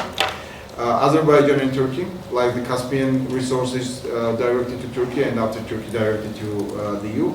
Russia and Turkey as well, because as we all know, Turkey's electrical power is mostly it's a gas it's not a hydropowers, but it's a gas power plants, so they are using the Russian gas to produce their electricity, and also of course Armenia, Iran and Turkey. So those existing in Georgia the cross-border links serve for power exchange between Georgia and Russia and Turkey, as well as for the bi-direction for its energy, and he is vulnerable to any fluctuation in energy supply. So Russia-Ukraine war is significant in that it has demonstrated to European officials the risk of relying on a single energy supply. So in this context, the importance of alternative energy transmission route becomes evident. Turkey, located in a region neighboring approximately 60% of the world's proven oil and natural gas reserves, so is also the eastern neighbor of the European Union, which imports the energy worth more than worth more than 1 billion euros daily. It's like more than 1 billion euros daily, and it's gonna increase. Thank you very much for your attention. So let's continue discussion about EU energy security in wartime, presented by Mia Edif from Carleton University. I do have a PowerPoint. All right. Okay. Can everybody hear me? Closer. Okay. Can everybody hear me now? Yeah. All right. Okay. All right. So thank you for everyone else's presentations, and I'm really excited to be here. My name is Mia, and I'm going to be talking to you guys today about European energy security and the current relations between Europe and Russia in regards to energy. And I'm going to be focusing a little bit on Spain here because that's my region of interest. So if you have questions about France, I probably can't help you. So just to start off here, so in these couple pictures, the first picture is from 2011. So we have former Chancellor Angela Merkel and former President Dmitry Medvedev sort of ceremoniously opening the Nord Stream 1 pipeline, all these happy faces about the future prosperity between Germany and Russia for energy relations. And then the picture below is from September 26, 2022, when the Nord Stream 2 pipeline was exploded in the Baltic Sea by a Ukrainian national. So kind of where we're at in terms of European energy security, European relations with Russia in terms of pipelines. So since the full-scale invasion of Ukraine in 2022, we have seen a reversal of the traditional gas flow from Russia to Europe. So as my colleague mentioned, that there's a strategic liability between relying on a single partner. So before the war, most of the gas arriving to Europe came from Russia through pipelines like the Nord Stream pipeline and the Brotherhood and the Soyuz pipeline through Ukraine. And after the full-scale invasion and after the Nord Stream pipelines are no longer in commission, we're seeing the majority of Russian gas arrive to Europe on the western ports through in the form of Russian LNG in tanker ships to Spain, France, and Belgium primarily. So, and I'll just, a couple things about Spain here. Spain has 7 import terminals, which is like the highest in the world, and they have become the largest re-exporter among non-gas producing nations in the world. So like in Canada, we only have 2 import terminals, and so that's huge for Spain. And so they've kind of positioned themselves favorably since the start of the war to be able to re-export to more Central European countries. And I just want to really emphasize here that Russia, especially in the Putin era, has not been a reliable trading partner for energy. So a couple examples, the 2009 gas crisis. So the Gazprom, the Russian energy giant, and Naftogaz, the Ukrainian energy company, couldn't agree on a contract and energy pricing for energy. So Russia cut off gas supplies to Ukraine for 13 days. And this basically plunged 16 European countries into energy insecurity. There were humanitarian crises, particularly in the Western Balkans.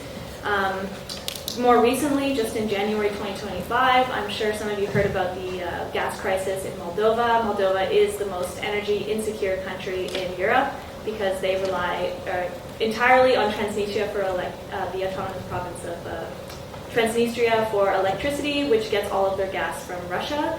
So in January of 2025, Ukraine and Russia ended their long-term energy contracts, and Ukraine was very straightforward that they would not be renewing these contracts for obvious reasons. And so so Moldova was cut off from their traditional gas supplies, and Russia decided that they wouldn't be sending any more gas to Moldova. They could have sent gas through other pipelines, not through Ukraine. But Russia said they made up these claims that Moldova owed them billions of dollars, which has no basis in fact. And it's much more likely that Russia was annoyed about the incumbent Maya Sandu government, which is becoming closer to the EU. So Russia has strategically used its monopoly over the pipelines in the post-Soviet space to exert political pressure on its neighbors. And I think it's just now, like it seems that Russia, after 2022, that Europe is waking up to the reality that Russia cannot be relied upon for secure energy sources. And I just wanted to say as well that after the signing of the 2011 deal for Nord Stream 1, and after Russia annexed Crimea, Germany still went ahead in 2015 and signed another deal for Nord Stream 2. So some member states didn't seem to see that Russia was becoming more belligerent, while other member states, particularly the Baltic states and Poland, were very vocal that this should not be happening. So there's a lot of, between the 27 member states, different priorities and different views on how dangerous Russia is as an energy partner.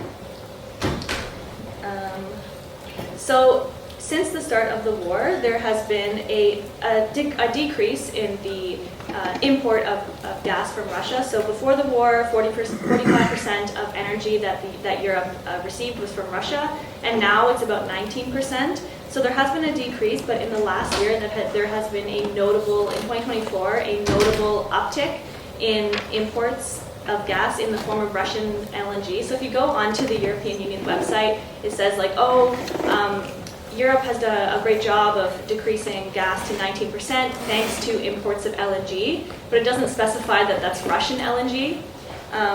Although I will say that the US has become a leader in LNG exports, but Russia's not too far behind in that. So just to kind of put this in perspective, last year Spain spent 1.84 billion euros on Russian LNG, which is more money than they spent in aid to Ukraine. And that was a quarter of their energy supply for March of 2024. So the little picture on the right is just EU sanctions on Russian energy around 2023. So we were seeing bans on oil and coal, as well as any new investments in the Russian energy sector. And we haven't had any sanctions on Russian pipeline gas. So to this date, there is no sanctions on Russian pipeline gas, underscoring the fact that Europe is so incredibly reliant on Russian gas to this day. And since we've been seeing this uptick in Russian LNG imports, there's been international pressure on the European Union to do something about this. So last June, they instilled the 14th sanctions package, which for the first time targeted directly Russian LNG for the first time. And this basically is a ban on the transshipment of Russian LNG to third countries, and restrictions on importing Russian LNG through terminals not connected to the EU gas system. However, there has been criticisms about this sanctions package. If an EU member state can prove that a neighboring country needs this gas for their energy security, then they can get around this sanction. So there's some criticism that in the short term, these sanctions will not really do anything to curtail increased imports of Russian LNG, and they may even increase in the meantime because these Russian LNG can no longer be exported to a third country that's not in the EU. Also, there is some reports of potentially questionable practices. So like in Spain, it's been seen that Russian gas arriving at the ports sheds its label, so when it's like re-exported to neighboring countries, they don't know what gas they're buying, so it doesn't deter buyers from buying this gas. So in my opinion, Spain is capitalizing on the fact that they have this energy import infrastructure to make a profit and by reselling to neighboring countries as well. Okay, so this is just like a little graphic of who's buying Russian gas in April 2025. So as you can see, the European Union is still one of the top 5 buyers in the world of Russian gas, particularly in the form of LNG, and then in lesser form of pipeline and crude oil. And then just for individual member states, you can see France, Belgium, and Spain are huge importers of Russian LNG. And then sort of the elephants in the room among the 27 member states, Hungary and Slovakia have almost doubled down on their imports of Russian pipeline gas and crude oil. So I was reading a quote from the Hungarian foreign minister like last week said that they're not going to be they're not happy with new sanctions against Russian gas because it hurts their energy security, which I find really ironic. Just because like the whole point is that Russia is a very unreliable trading partner. And then Slovakia, the Prime Minister Robert Fico said, while I respect that the EU is trying to, or I find it commendable that the EU is trying to become more autonomous, we don't want to do anything that would hurt our competitiveness and raise prices for consumers. So since the start of the war in May 2022, the European Union launched the Repower EU plan, which has 3 pillars to accelerate the clean energy transition, to save energy, and to diversify their energy sources. So they have made some headway, so I'm not going to like completely criticize the European Union. So last year, for the first time, they used more domestically renewable sources for their domestic consumption than they did in domestic gas consumption for the first time. They also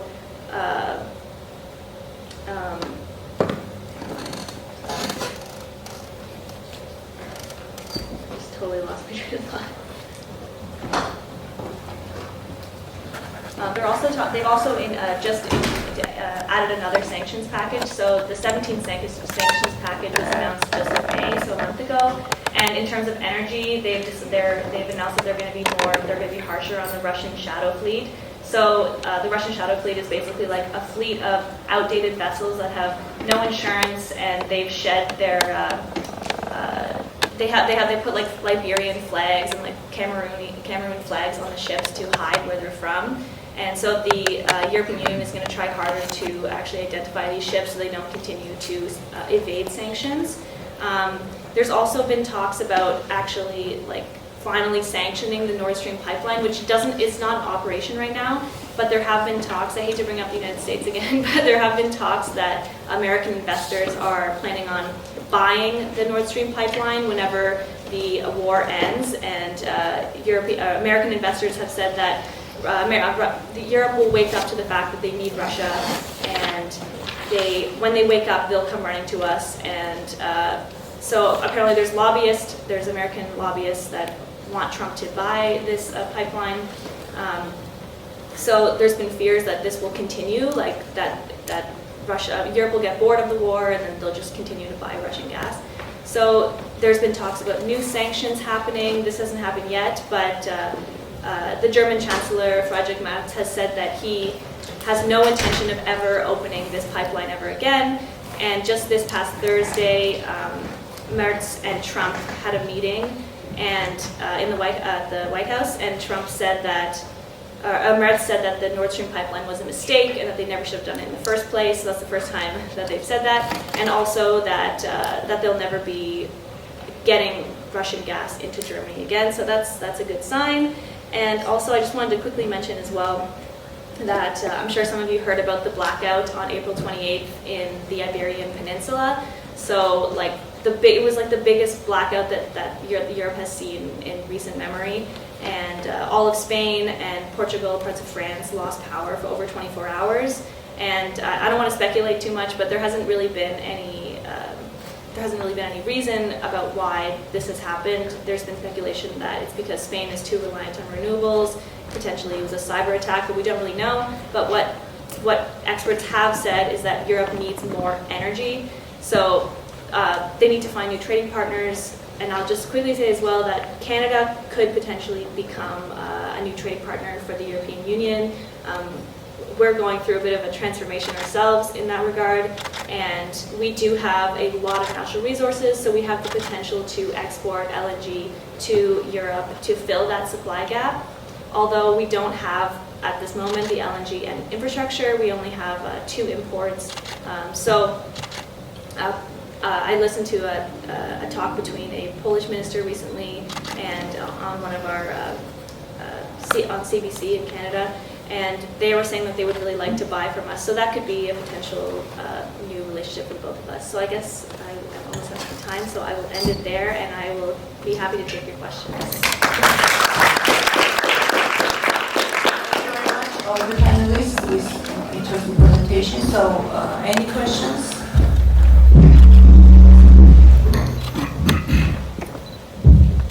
Thanks, everyone. That was amazing. Lots of interesting insights and information. I had a question for the two of you. I found the Canadian policy recommendations very intriguing, and I wanted to just kind of get your opinion on how would you propose the best possible way for Canada to undertake these recommendations or these actions without necessarily creating further friction or tension from littoral states who might maybe feel a little like that might be stepping the line, or also considering that littoral states have different opinions on how much there should be the involvement of external actors. So just wanted to get kind of your thoughts on if Canada were to undertake those, how could that be done in a way that was kind of conscientious of the situation and continue to kind of harmonize cooperation instead of sort of rubbing any country the wrong way.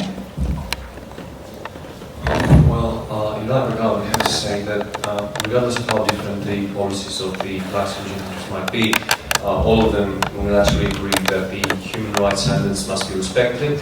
All of them wish to, make sure that their citizens are safe and their citizens' rights are not abused. And that's the starting point in which the cooperation might begin between the countries, because that's the starting point of the total agreement. And in that process, obviously, Canada, as one of the most developed liberal democracies in the world, obviously has a huge experience and expertise. And we believe the first step in this process of implementing our recommendations should be the process of negotiation with the local authorities. I'm talking about the Iraqi authorities and the new government of Syria. And in that process, obviously, the Canadian mediation between the negotiation process of the repatriation of these individuals will be very helpful, and it will be basis for future coordination and future implementation of further programs and further security measures that can be undertaken with the total agreement that rights of our citizens must be respected, and the rights of our people should not be infringed regardless of who they were, what they did, or where they are right now. What I want to add in this is that what can be done also is creating some research initiatives and research centers in the Black Sea region for terrorism, because as we have seen, there is some resources like legal resources or technical resources for dealing with this problems. So to my mind, initiatives in such technical and research and educational initiatives has one of the most significant role in these processes. Questions?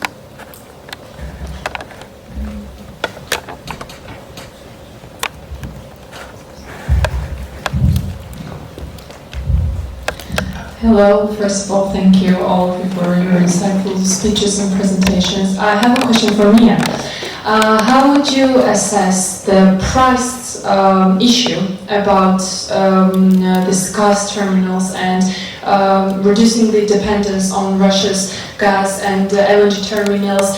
We know that it's quite pricey, and if you're interested specifically in Spain, from its Baltic states, if you have information about Baltic states, I will be happy to listen to your opinion about that. And what is the people within the Spain are thinking about the reducing dependence on Russian gas, and it increases the prices of the gas as well, and how would you assess this problem within the country?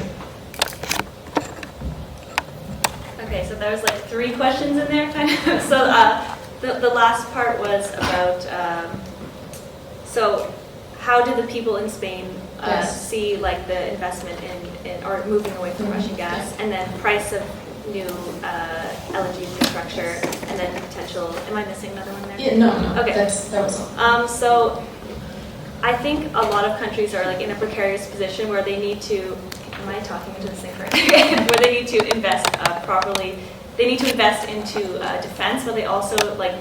So there's in Spain right now. So Spain is like the lowest spender in NATO. They have there's 1.2% of their target. So there's a lot they need to invest in defense and to meet the moment. But there's a lot of domestic opposition to that because they have a coalition left-wing government that is like very anti-arms. So there's an issue there for finding funding. And there's but Spain is also like the largest green energy country in Europe as well. They're like the biggest investor in green hydrogen projects. So I think Spain is doing well, like in terms of investing in renewable energy sources, and at least there's been like lip service to the fact that they need to move away from Russian gas. Prime Minister Pedro Sanchez has said that the time is over to be reliant on external energy partners, and they say that the reason that they're still buying Russian gas is because they have long-term energy contracts with these energy companies, with particularly this company called Yamal LNG. So they have a energy contract until 2038 that they apparently cannot get out of. So like Pedro Sanchez is like, oh, it's not our fault. It's like the private companies in Spain. Like there's nothing we can do about this. So I don't know like how true that is, and like I don't know anything about law. But, like I don't know if they could get out of these contracts or not. So in the feasibility there, I'm not sure. Am I missing a So people aren't actually opposing that idea, not cutting off the gas of Russia immediately, right? I would say like people are very much interested in like changing into more renewable sources in Spain, but there are also some like the very far right Sumar party in Spain is like very far left. They're very far left, and they're like more interested in like a rapprochement with Russia and like normalizing relations. So, but that's like a small part of. I think most the large like dominant coalition, the Socialist Party, is interested in they've committed to everything that the European Commission has said, like that they're committed to ending. If they're ending reliance on Russia, they're committed to potentially sending forces to like the Rearm Europe initiative. But I mean, I guess it kind of remains to be seen. The Baltic states, I'm not like an expert on the Baltic states by any means, but I do know that Lithuania, for example, like saw the writing on the wall like ages ago, and they built like a large infrastructure to completely stop their energy Estonia imports from Russia. Yeah. So like they were like kind of leading the charge in moving away from Russian gas. So yeah, am I missing a part of Thank you. Questions?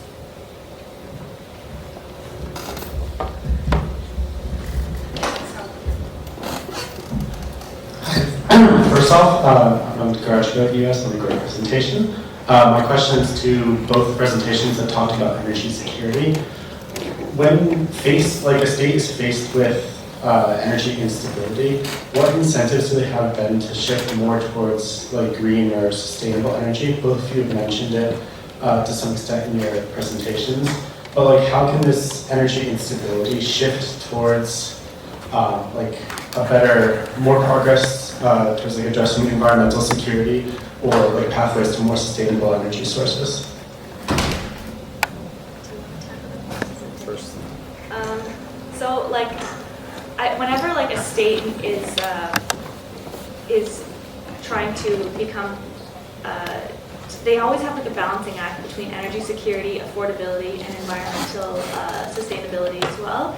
So environmental like sustainability is part of that triangle of like becoming secure in their energy supply, and like investing in environmental sustainable infrastructure is expensive, so that's like it could cause rises in energy prices for consumers, which could create like domestic issues like sway voters for one way or the other. But it also creates long-term sustainability, long-term security for a country, and like moves a country away from like any time you have to rely on an external partner, you have the potential for any kind of geopolitical issue causing short-term energy insecurity. So like one good thing about the fact that Russian gas is no longer an option or should no longer be an option is that most of the EU is investing heavily in green sources, and they have invested a lot of like billions of dollars in, and they have set really ambitious targets for net neutrality. So I think like energy, like renewable sources are like a large pillar of this, and I think it's like in Canada as well, like we're investing in more green projects, and I think it's like a sort of silver lining to all of this. I don't know if that answered part of your question.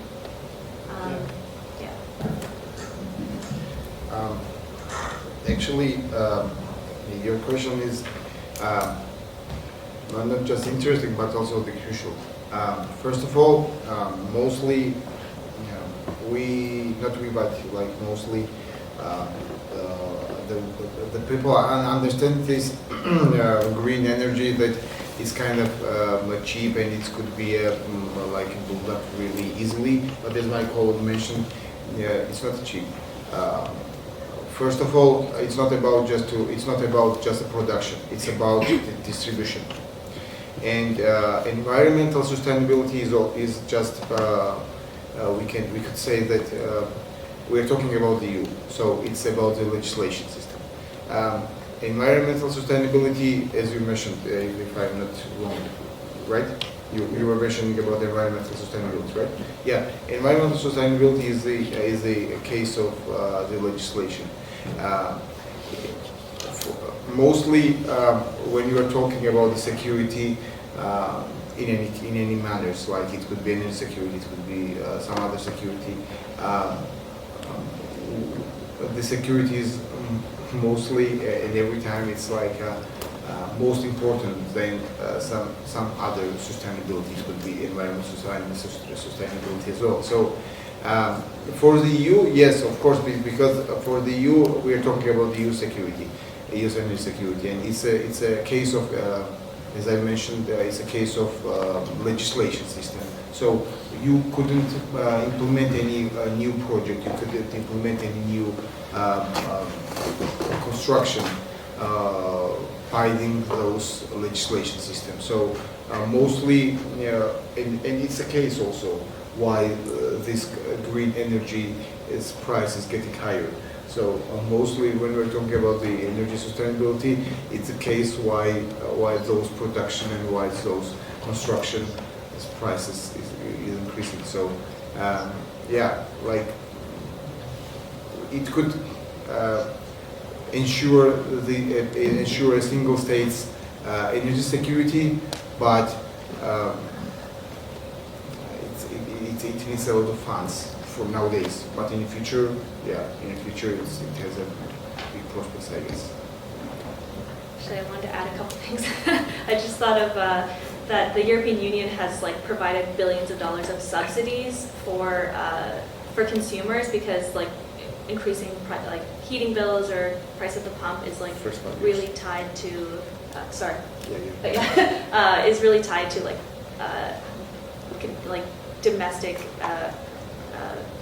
satisfaction. So that's like a huge thing invested in as well. And then also, like, I know you can probably correct me here, but the Inflation Reduction Act that Biden imposed was like heavily in investment in infrastructure for environmental sustainability things. So I'm not sure. I know Trump is a very drill baby drill guy, but I feel like at this point with the investments already like a sunk cost kind of thing, like that's already there. So hopefully it'll continue in that direction, and they'll be able to continue with like green hydrogen projects or whatever they're doing.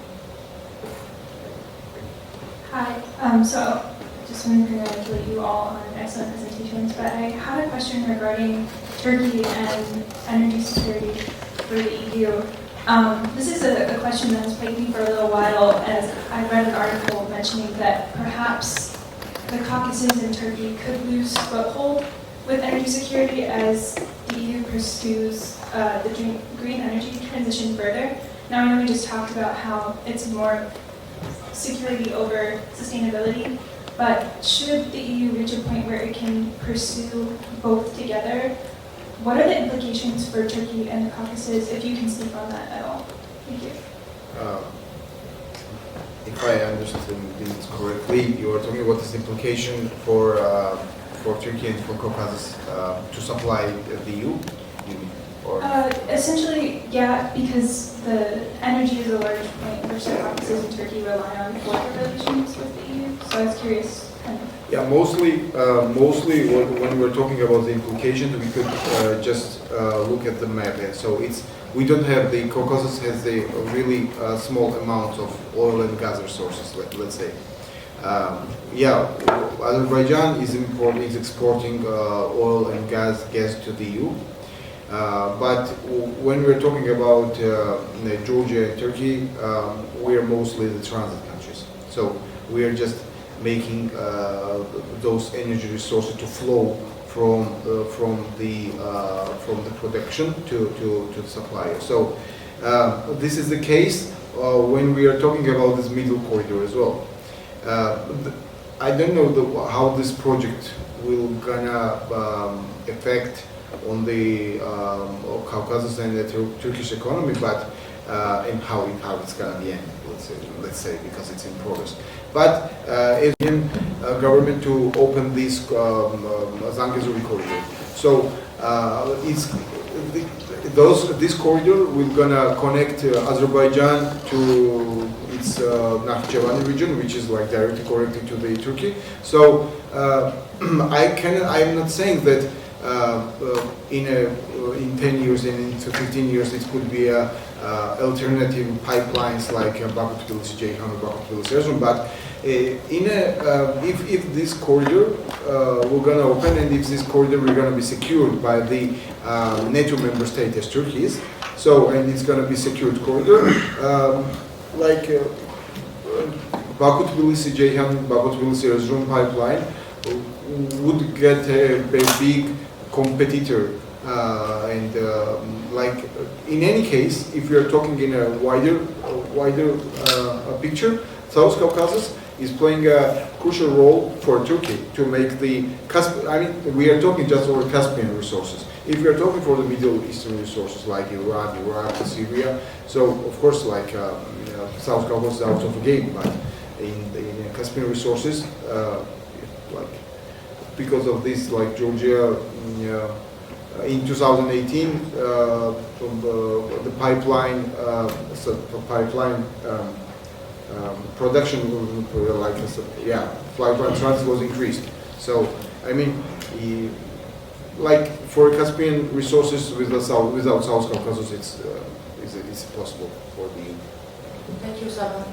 So we have to finish this panel because we're just running off the time. So if you have any more questions, you can discuss it during the lunch time. So let's applaud our panelists with the lunch.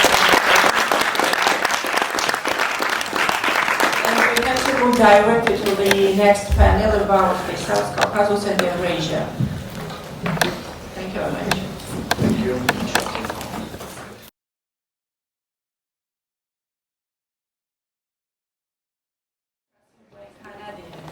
How do you see Georgia? It's an interesting part for us. So the first presentation about Georgian cybersecurity challenges in strategic cooperation with China. Carleton McPhee from Carleton University is going to present his research.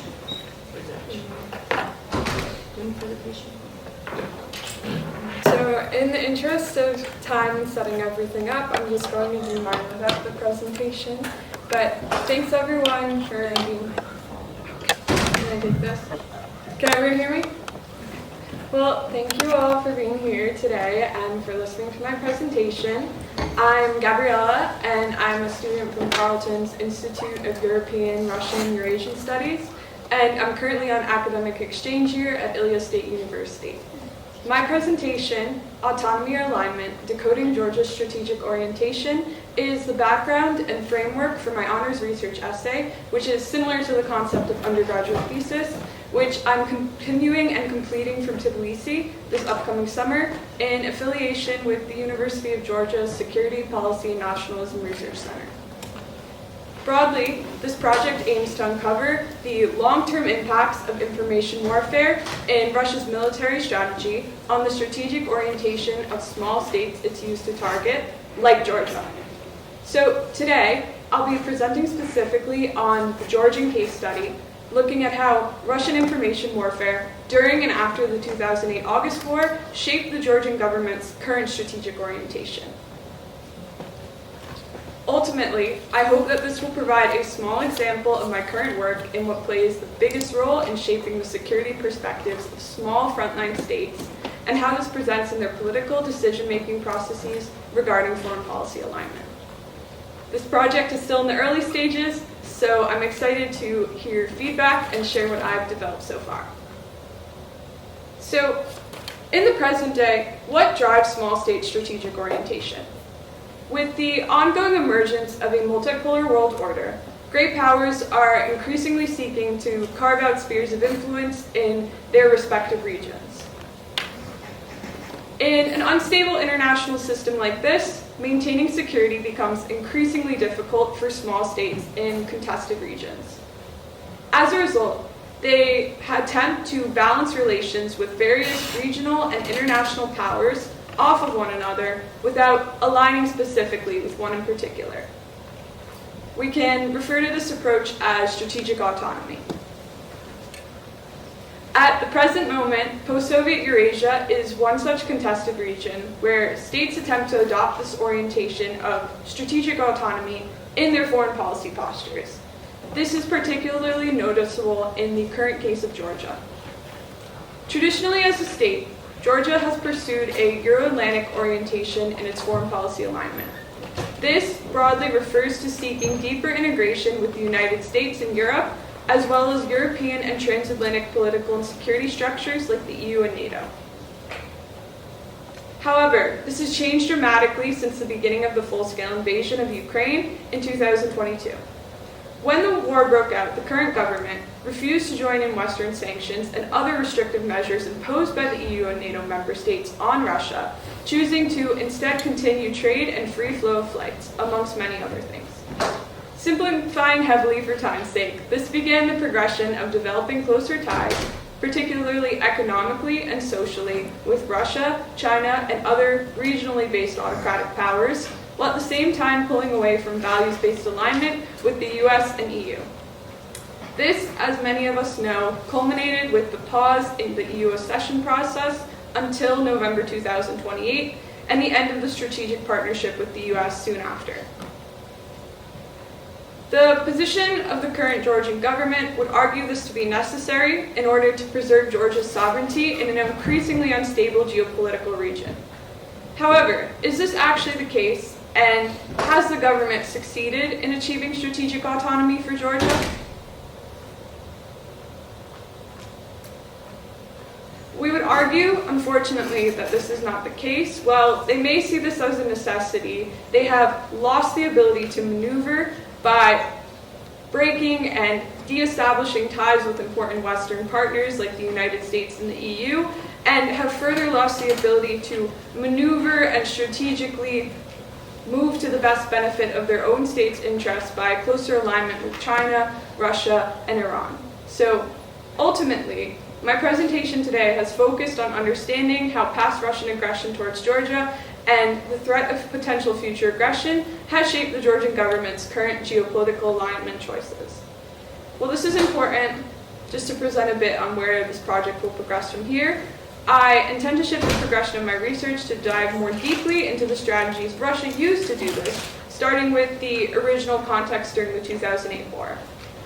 Through doing this and combining it with my understanding of how such tactics shape Georgia's present-day foreign policy alignment, I hope this will create a useful framework for understanding how small frontline states, like Georgia, of course as well as Ukraine and Moldova, require the support of the Western security architecture in order to further their stability and transatlantic alliance during past and present territorial integrity conflicts with Russia, as the lack of such support may lead to similar situations as Georgia in the present day. Thank you. I look forward to questions after. So again,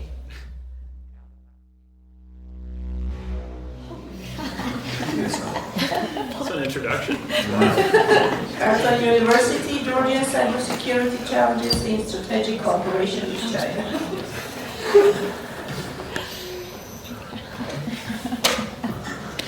Okay. Can you hear me?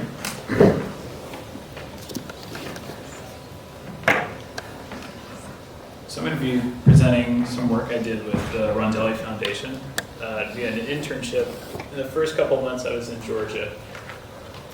So as I get the presentation set up on the screen, we're broadly going to be talking about Chinese imports, or Chinese technology imported into Georgia, and the associated risk that comes with that. From China itself, but also from other states, specifically from a cybersecurity perspective. Just wait for this to come online.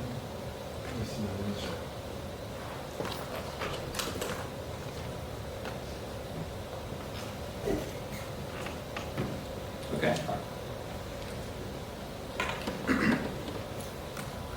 So, it's not too long of a presentation, but we'll go by as quick as we can. 4 major parts. I'm going to briefly introduce the context of how Georgia and China are cooperating, particularly when it comes to importing technology. We're going to talk broadly about the cybersecurity risks that come with those technological imports, specifically focusing on the IP cameras, so surveillance and security cameras that are present in Georgia. Also, small office, home office routers, specifically from Chinese companies, as well as how threat actors, so state hacking groups, use those technologies to their advantages. From there, we'll talk very briefly about the statecraft motivations for doing so, as well as some theoretical perspectives that back it up, and then generally go in a very brief conclusion. So, most of you already know this, but generally the cooperation situation between Georgia and China is increasing pretty rapidly. So, big recent events, obviously, Free Trade Agreement 2017-18, Strategic Partnership 2023, and the visa-free travel regime in 2023 also. There's a graph I've posted here that displays the quantity of imports that Georgia is taking from China from 2015 to 2023. So you can see that the increase is quite exponential. So generally within this framework, we're looking at what cybersecurity challenges could arise from this economic cooperation with China for Georgia. So what Georgia is importing generally from China is pretty broad. They're importing personal cellular phones, Huawei and Xiaomi, quite popular. I'm sure lots of you have those here. There's other Internet of Things endpoints. So the ones I'm talking about in the presentation are IP cameras. I would have put a picture, but there's one right there from a Chinese company called Hikvision. Also companies Dahua and Itera. Small, like Soho routers are also quite popular, so internet routers. There's a TP-Link router in the building. I think the campus Wi-Fi runs on one. Also telecom equipment from Huawei ZTE. And there's some other specific government contracts. So I know the Georgians are using X-ray equipment at border checkpoints from China that was donated, and software that goes with all of these products. So within Georgia, Huawei doesn't operate independently. It operates with the duopoly of telecom companies here. So Magnicom and SilkNet have a pretty significant capture on ICT in the country, but there's pretty deep integration and market penetration from a Chinese perspective within those two.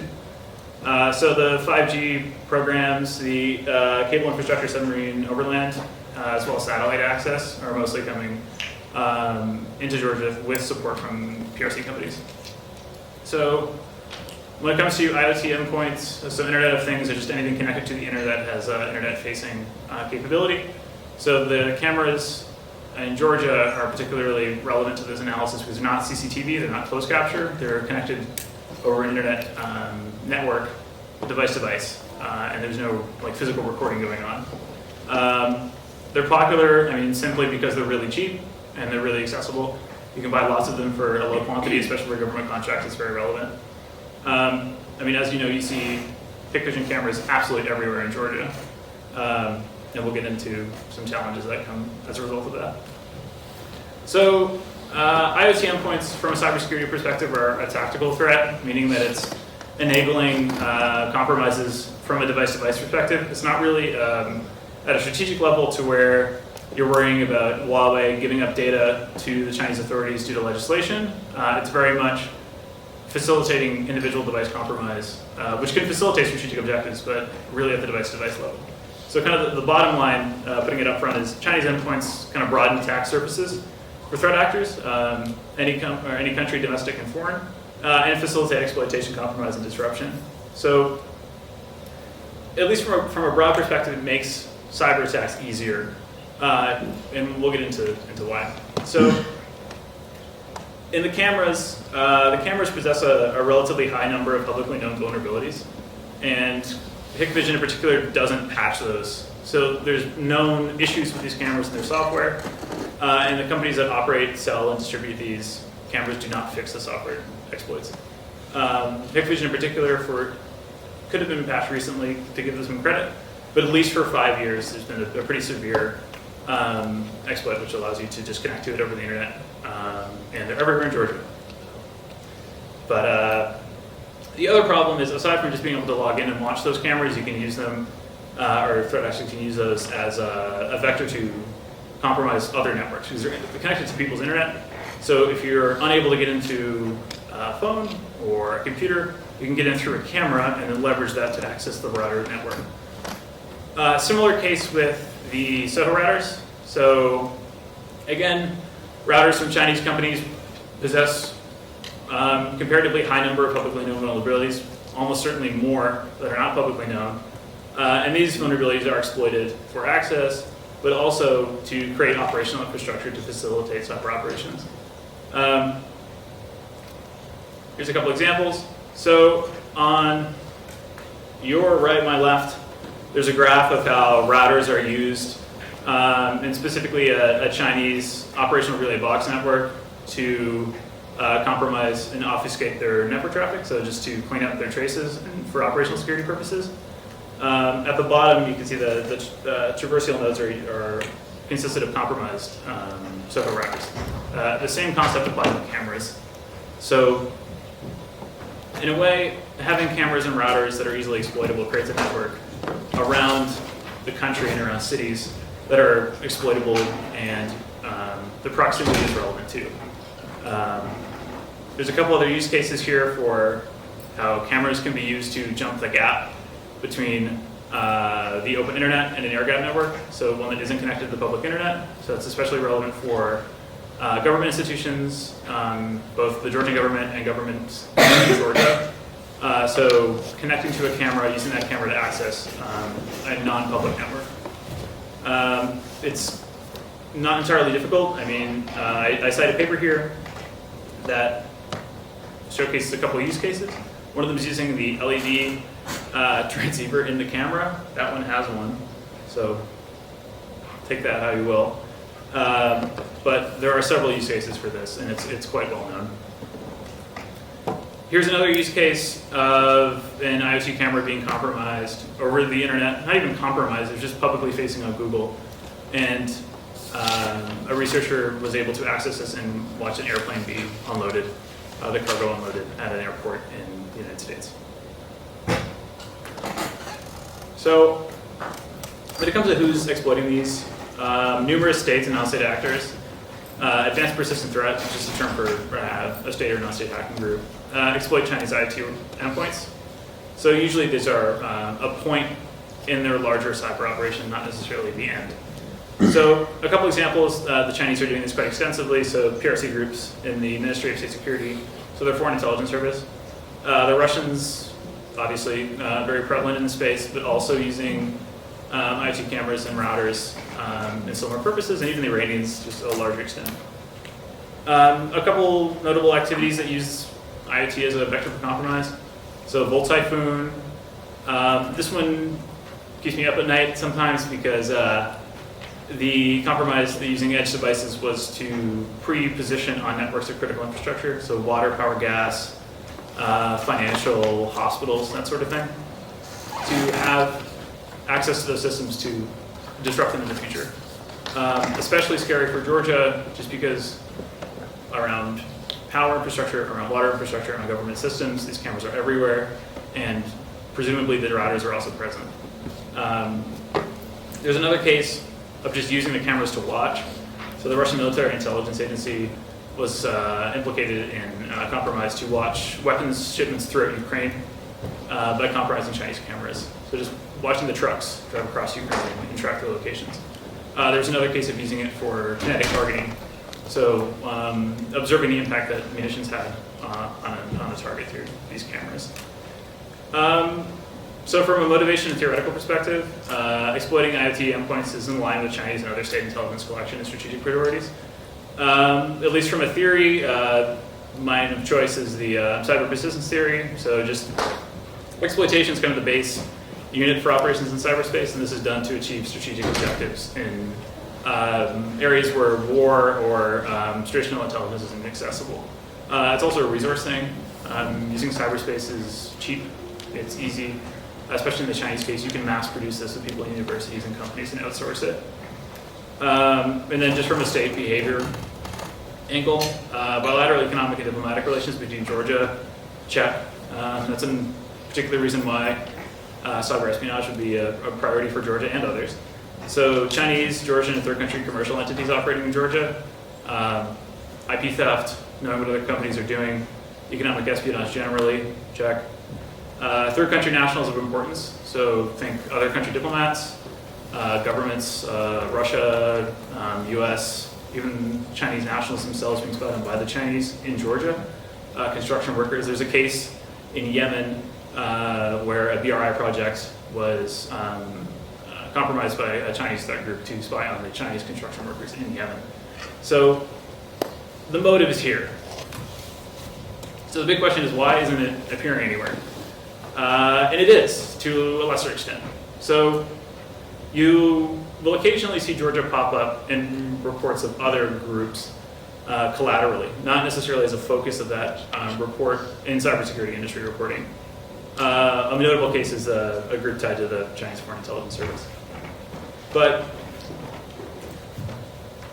the cybersecurity industry in Georgia is not particularly mature, not from like a personal perspective, but a development. There's not many cybersecurity companies in Georgia. The ones that do operate are focused on financial institutions, and the motivations to publicly disclose vulnerabilities, exploits, and compromises is not particularly present, and the penalties don't seem severe enough to warrant a US, Canada, Australia style situation where reporting is very much encouraged. And then similarly, investigations and analysis from cybersecurity industry, and the government itself in publicizing that is not particularly common in Georgia. I mean, from a motivation perspective, it's there. Allies collect on allies all the time. The Chinese are spying on the Russians are spying on the Chinese, the North Koreans are, et cetera, et cetera, et cetera. So there's no, the strategic partnership between Georgia and China is not going to be preventing any kind of espionage. And these devices only motivate that further. The Chinese regularly collect on other Belt and Road countries all the time, particularly in Africa and the Gulf. So if you were to dig, it's a very high likelihood you would find something. You just need access to the systems and access to the net flows, and that's not really an option right now in Georgia. So another big question is, does it really matter? In Georgia, from a policymaker perspective, it doesn't seem like we really care. So I guess that's an elite data politics issue. There's a perception in certain places, especially in Eastern and some parts of Western Europe, that these systems are already compromised. There's nothing you can do about it. So there appears to be a lack of motivation, which I mean that's a policy discussion outside of the scope of the analysis, but that does seem to be playing an element in this. And that's it.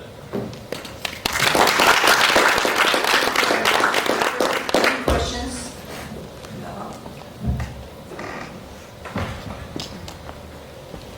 Thank you. Thank you, guys. Nice to see our fellow Carleton students doing awesome presentations. I have a question for Callum about cybersecurity. Again, I'm not an expert. I wanted to ask if, in your opinion, you think that there is like a viable alternative to Chinese tech regarding cybersecurity, whether it be like in the private sector or if there's like some sort of like competitive alternative that would benefit Georgia, or just like other countries that are relying on Chinese technology in this capacity. And yeah, I just kind of wanted to gather your thoughts on this. I know you gave some solutions in your conclusion about kind of what Georgia could do in terms of like investigations and transparency. I'm just wondering about an alternative. So. Yeah, so certain countries do restrict China's imports, especially in the tech sector. So it's an option to do so. It's just a risk calculation where do you want the really cheap technology, the really accessible technology, or do you want the really secure technology? And if you're not a US allied country, there is a perception that the Americans are going to do the same thing too. So there are avenues to prevent this from a government perspective and also from an individual and corporate area, but I don't see the motivation. They're really cheap. Hey, my question is for Gabriella, and this is with regards to discussion about Georgia and strategic and geopolitical environment which it operates in. And I mean, I want to preface this by saying that none of this stuff is in support of the present government or they're justifying their conduct or anything. But I just feel like with regards to Georgia and Russia, there's kind of three things that are sort of always overriding and obvious. One, that Russia could successfully invade Georgia at any time with very little effort or resources. Two, that Russia is exactly the kind of state that does that sort of thing. And that three, if that happened, that no one in the West would help, as we've seen it both in Ukraine and Georgia 2008. And so, I mean, that's at a certain basic degree, and Georgia's unfortunate position of being a small country bordered by an aggressive, imperialistic, far larger and more powerful adversary, isn't some degree of appeasement just sadly necessary as a result of that? I think looking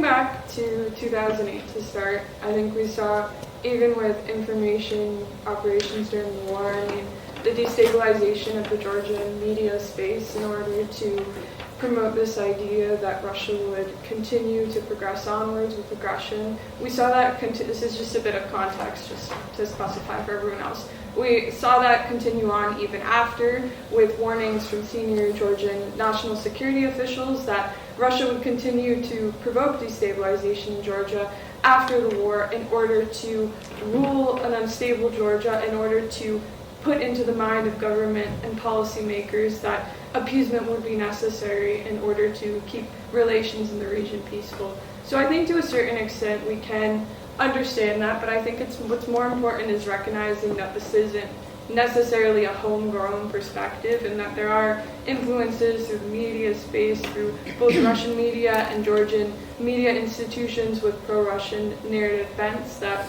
make appeasement presented as like the most logical solution in the government's eyes. Any questions? Thanks a lot for sharing your perspective. First of all, I truly appreciate your balanced and well-researched take on such a complex topic. So my question is for Callum. From today's perspective, do you believe that Georgia has sufficient leverage or negotiating power to impose its own cybersecurity standards within tech agreements with China? Or are we largely in a take it or leave it position? So, no is the short answer. If the Chinese, the capabilities the Chinese state has are so in excess of what even countries in the West can protect against, that you're not playing a complete game of denial, and that's never really going to be possible, like to fully deny Chinese cyber espionage or cyber operations generally. So from a Georgian perspective, you can do things to mitigate it, but it's probably going to happen anyway. I mean, there's steps that you take on the way to get there that helps prevent other issues. So the same steps that you would take to prevent compromise from a Chinese group could also prevent cybercrime or non-state patriotic hacking operations. So it's a gradual process. I think they can get there eventually and take steps to mitigate it, but they're never going to mitigate it fully. There are certain Western European states, like the Baltics in particular, that take a really hard line stance to cybersecurity. But I mean, of all the world's countries, there's only really one who does the best cybersecurity, and it's probably just North Korea because they don't have electricity. So, yeah, you're in a really bad situation. Everybody is. Any questions?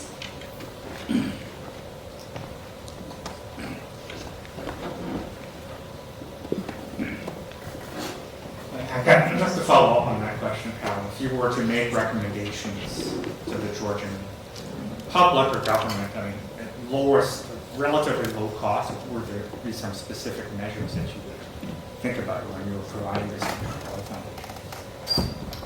Yeah, so investing in the private cybersecurity industry is a big one, or taking funding from other countries to support that industry. I know the UK is particularly active in the space. They supported a recruitment program to involve women in cybersecurity through a local think tank, which is a good initiative. So accepting that aid, I mean, obviously there's political sensitivities around that, but that's a good step. Investing in the state's own capabilities to defend itself in cyberspace. I know it does, I mean, I know that Georgia possesses some kind of rudimentary government cybersecurity organs, but it's not as developed as even Azerbaijan or Armenia. I mean, obviously those two countries are accelerated with their capabilities because of the war, or their conflict. But taking intentional funding and training among the people and in schooling too. China's rise to where it's at right now is because of its university system and the emphasis it placed on computer science, but also cybersecurity specifically in the higher education system. So, training the people in Georgia and at universities, or sending them abroad to learn and then come back, it would be good steps. Thank you. Any questions? No more questions. So let's applause the presentation. So we enjoy it and enjoy our lunch at Culinary Academy. Thank you very much.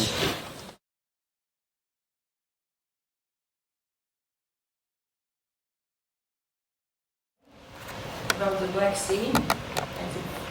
First research is about NATO strategic interests and challenges in the Black Sea region. Kristina Zemtsova from Tbilisi Free University. The floor is yours. Thank you. First of all, hello everybody. Thank you for being here. It has truly been an honor to listen to all of the interesting insights and presentations. So thank you for that. My topic for today is NATO's role in the Black Sea region, strategic interests and challenges, which will be kind of an introduction to what NATO's main strategic interests are more broadly in the Black Sea region, and what are the current challenges that it is currently facing in this region. So for an introduction, I would say that Black Sea has long held historical importance due to various political, economic, and trade factors. I mean, that has been going on for centuries. For centuries, the area was disputed by the Russian and Ottoman empires, but since the 20th century, the region's geopolitical landscape has grown more complex, especially because three important countries in the region, mainly Turkey, Bulgaria, and Romania, are, as you may know, NATO's very important members and allies.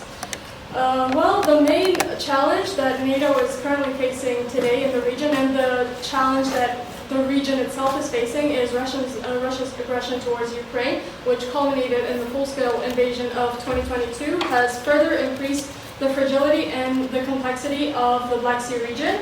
In addition to military threats, the region also faces a multitude of other security hazards, such as economic, environmental, and migratory issues. Interestingly, most of these issues have direct links to Russian aggression in the region and have stemmed directly from that said aggression, and it can be said that Russia's military intervention is the cause of many other political, economic, and so on and so forth issues in the region. It is no accident that Russia is at the center of the majority of conflicts that have been fought in the Black Sea region. For example, and it's not a new thing. For example, in 2004, Russia did not have sufficient power to challenge Bulgaria and Romania's accession into the NATO alliance. However, when Georgia and Ukraine moved towards joining NATO following the Bucharest summit of 2008, Russia responded with military force. In 2008, Russia launched its full-scale aggression and occupied very important parts of Georgian territory. In 2014, Russia annexed Crimea, and 8 years later, it launched a full-scale invasion of Ukraine, which is going on today. So, Black Sea stability is fundamental to the overall prosperity of the Euro-Atlantic alliance. NATO's overall concern is its defense against Russian aggression, as I've already mentioned, while avoiding direct confrontation of nuclear conflict. Well, that is a very important part of this, because in the past, NATO and Western institutions have always been very cautious of escalating a situation and escalating the tensions with Russia, but nowadays, with the Russia-Ukraine war, the situation has changed a little bit. The Black Sea, as a vital trade route linking Europe and the Caucasus, is fundamental to the overall stability of the NATO alliance, and NATO and other Western institutions have well realized that. Well, despite its importance, NATO has struggled to provide security coverage for the Black Sea region, and the main issue, the root of the problem here, is that is particularly hostile military approach of Russia and NATO's inability to effectively match Russia's aggressive actions. Well, NATO's initial response to Russian aggression against Georgia and Ukraine prior to 2022 was too frail, according to political analysts, at least partly because these states are not under NATO's collective security guarantee. And because of NATO's inaction in the region, the Black Sea Basin remains in a state of chronic insecurity even today, and especially today as the Russia-Ukraine war is currently actively going on in the region, which brings a lot of other issues, other political, economic, and trade and migratory issues. Well, as I've mentioned, Russia has been waging a full-scale war in Ukraine for more than 3 years now, further expanding its military presence across the Black Sea region. Well, the importance of the region has always been prominent for the NATO, hence Turkey, for example, joined the NATO alliance back in 1952. But the importance of this region and the importance of securing this region has especially been prominent after 2022. And when we're talking about how the security of the Black Sea region can be maintained, it's important we mention Turkey, and it is particularly important that we mention the Montreux Convention, which is a maritime convention signed back in 1936. as it regulates the use of the Bosphorus and Dardanelles Straits for military purposes and provides more independence for Turkey to control these critical choke points. In times of war, according to the convention, Turkey has the responsibility of blocking warships of adversarial nations. In the context of current Russia-Ukraine war, Turkey takes on strategic importance for NATO, largely because it can restrict the movement of naval ships in the Black Sea region, providing the West with a strategic advantage to counter the growing influence of Russia. However, there remain differences in how Turkey understands the Montreux Convention and how Russia takes advantage of it, which makes its implementation particularly challenging. Well, when we're talking about the Montreux Convention, the most important part of this convention is the Article 19, which proves to be essential, stipulating that in a state of war, as long as Turkey maintains its neutrality, military vessels still enjoy freedom of navigation, whereas warships from belligerent countries cannot sail through the straits except re-enter their own home ports. Well, this creates a lot of tension and a lot of misinterpretations and misunderstanding of this article, particularly from Russia, because it has been using it to its own advantage. For example, in this case, Russia uses its Black Sea naval base in occupied Sevastopol as a bargaining chip, thereby keeping its presence in the Black Sea basin and keeping its influence. Furthermore, the situation is made more complex by the fact that exclusive economic zones are not covered by NATO's collective security guarantee. Moreover, the Montreux Convention does not permit ships of non-Black Sea countries to enter the area, which gives Russia another leverage and dilutes NATO's presence in the Black Sea region. Russia is actively attempting to expand its presence in the Black Sea region through military, economic, political, and hybrid means too. Through military aggression against Georgia and Ukraine, Russia has sought to prevent further NATO expansion and regain its claimed historic control over the countries, which is part of its broader grand strategy to keep the sphere of influence of its so-called historic sphere of influence. And in addition, almost every country in the Black Sea region has faced hybrid attacks from Russia, including disinformation campaigns and cyber attacks to critical infrastructure, which has really been damaging and which has been a critical issue for the region. It stays as a critical issue even today, and especially today. A primary example of Russia's economic coercion in the region is its attempts to block Ukrainian grain from reaching global markets. Here we can see that Russia is not only interested in achieving its political and strategic goals, but also it actively reinforces its economic leverages against the Black Sea. Well, as you may already know, Ukraine is one of the world's leading grain producers, and many African and Asian nations depend on Ukrainian grain that is exported by the Black Sea. This is a prospect that Russia finds unsettling for its own economic standing, and thus has been working to prevent Ukraine from actively exporting its grains, which has really been damaging for the economy and for politically too for Ukraine. And NATO must be prepared to vigorously defend Black Sea countries' maritime borders and other economic and energy infrastructures. NATO members and most Black Sea states are heavily dependent on Russian energy too, which is a topic that is a critical point here, the energy dependency, which we've talked about in the previous panels and presentations. Approximately 40% of the hydrocarbons resources they use originate from Russia, studies show. And this heavy dependence is detrimental to the region as it provides Russia with significant leverage and allows it to strengthen and maintain its influence in the Black Sea region. Well, in conclusion, it is very clear that Russian aggression, not only towards Ukraine, but mainly after 2022, the Russian aggression towards Ukraine, but also its aggression towards other countries in the region is the major issue and the main challenge that NATO is facing currently, which is very important for NATO since geopolitically, the Black Sea region holds strategic importance for the West, and it has been like that for years and for decades. So keeping the security in the Black Sea region means keeping the security not only in the regional context, but also in the global context. Well, thank you. That was broadly about NATO's strategic interests and challenges. Thank you very much. The next presentation is about securing the Black Sea region, key policy recommendations for NATO. Murat Jurkhadze from Tbilisi Free University. Thank you. My topic will be about strategic outlook and policy recommendations for NATO in the Black Sea. So first of all, we need to underline the fact that the instability of the Black Sea region is not just dangerous for the countries that are in the Black Sea region, but also for the whole North Atlantic area, or the whole Euro-Atlantic area.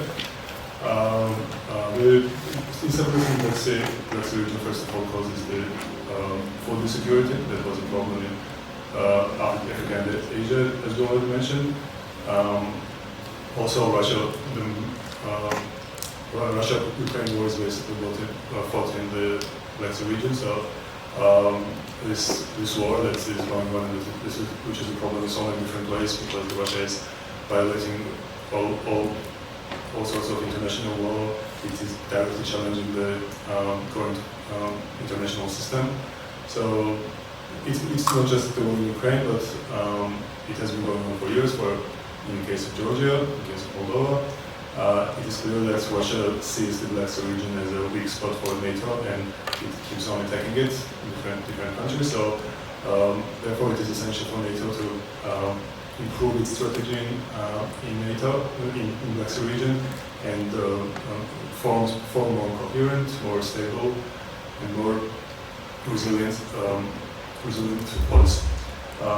So this will be my main purpose for my presentation, is to propose some recommendations for NATO to achieve this goal in the region.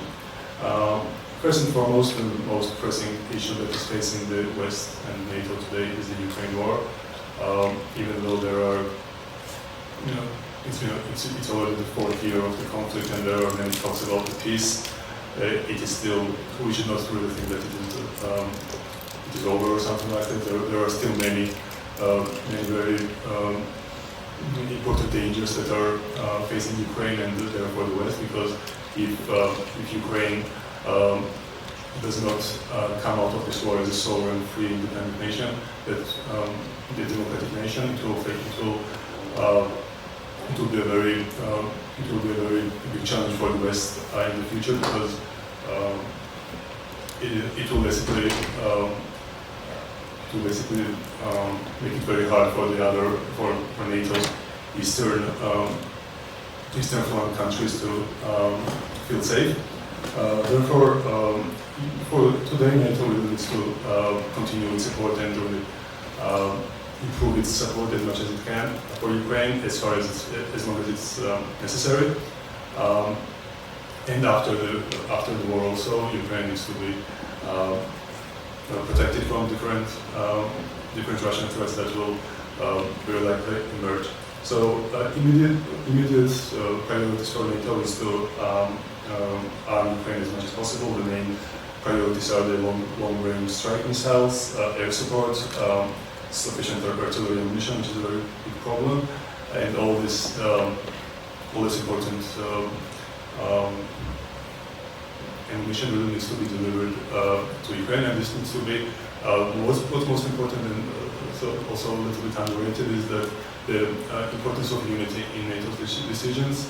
And right now there is, obviously after the Ukraine war, in the first months, maybe years, there was a little bit more cohesion. There is probably today because of different reasons, but that really is very important, that the help and the support for Ukraine is unified in the alliance, because if there are some cracks in the unity, it is really hard for for other countries that are in danger by Russia, from Russia. So another important issue in this matter is the situation, is the topic of NATO enlargement, which has been which many people have forgotten, I think, over the years that was that this idea was much more popular in the 2000s. There is a sort of not many discussions anymore, because many policymakers in the US, basically, and also there's Hungary and other countries who openly oppose this idea. But I really think that this idea really needs to be alive again, and especially in the cases of Ukraine and Georgia, because membership in NATO and the EU offers security guarantees as well as economic and political assistance that can stabilize and improve conditions both internally and across the region. Deferring membership until these states meet stringent standards increases their susceptibility to Russian influence. I really think that the relevance of this matter really needs to be alive again, and NATO, if in the long term, but in the short term, we all know that the reality is not that easy, but in the short term, I think the priority should be more engagement, not just with Ukraine, but also with Georgia, because after all these years, Georgia, NATO and Georgia relationship is still important, still strong, but I think it's even more strengthening for Georgia to keep its pro-Western course. And to deter Russian threats, and that's what I mentioned about the unity. It's also another important thing for preventing Russian threats. I think is the there needs to be a understanding, there needs to be a trust in Georgia and between Georgia and NATO that the pro-Western course of Georgia is very strong, very stable, but obviously for different reasons right now this trust might be a little broken, but if and when this situation improves, the priority really should be to improve relations and improve more economic, military relationships and other things, because NATO member states, especially the Black Sea member states, the Black Sea literal NATO member states like Turkey, Bulgaria, Romania, I think that really could help Georgia in many different areas. So let's move on to this topic too, because another very important recommendation I think would be to even increase the cooperation between Romania, Turkey and Bulgaria, because these two countries are the NATO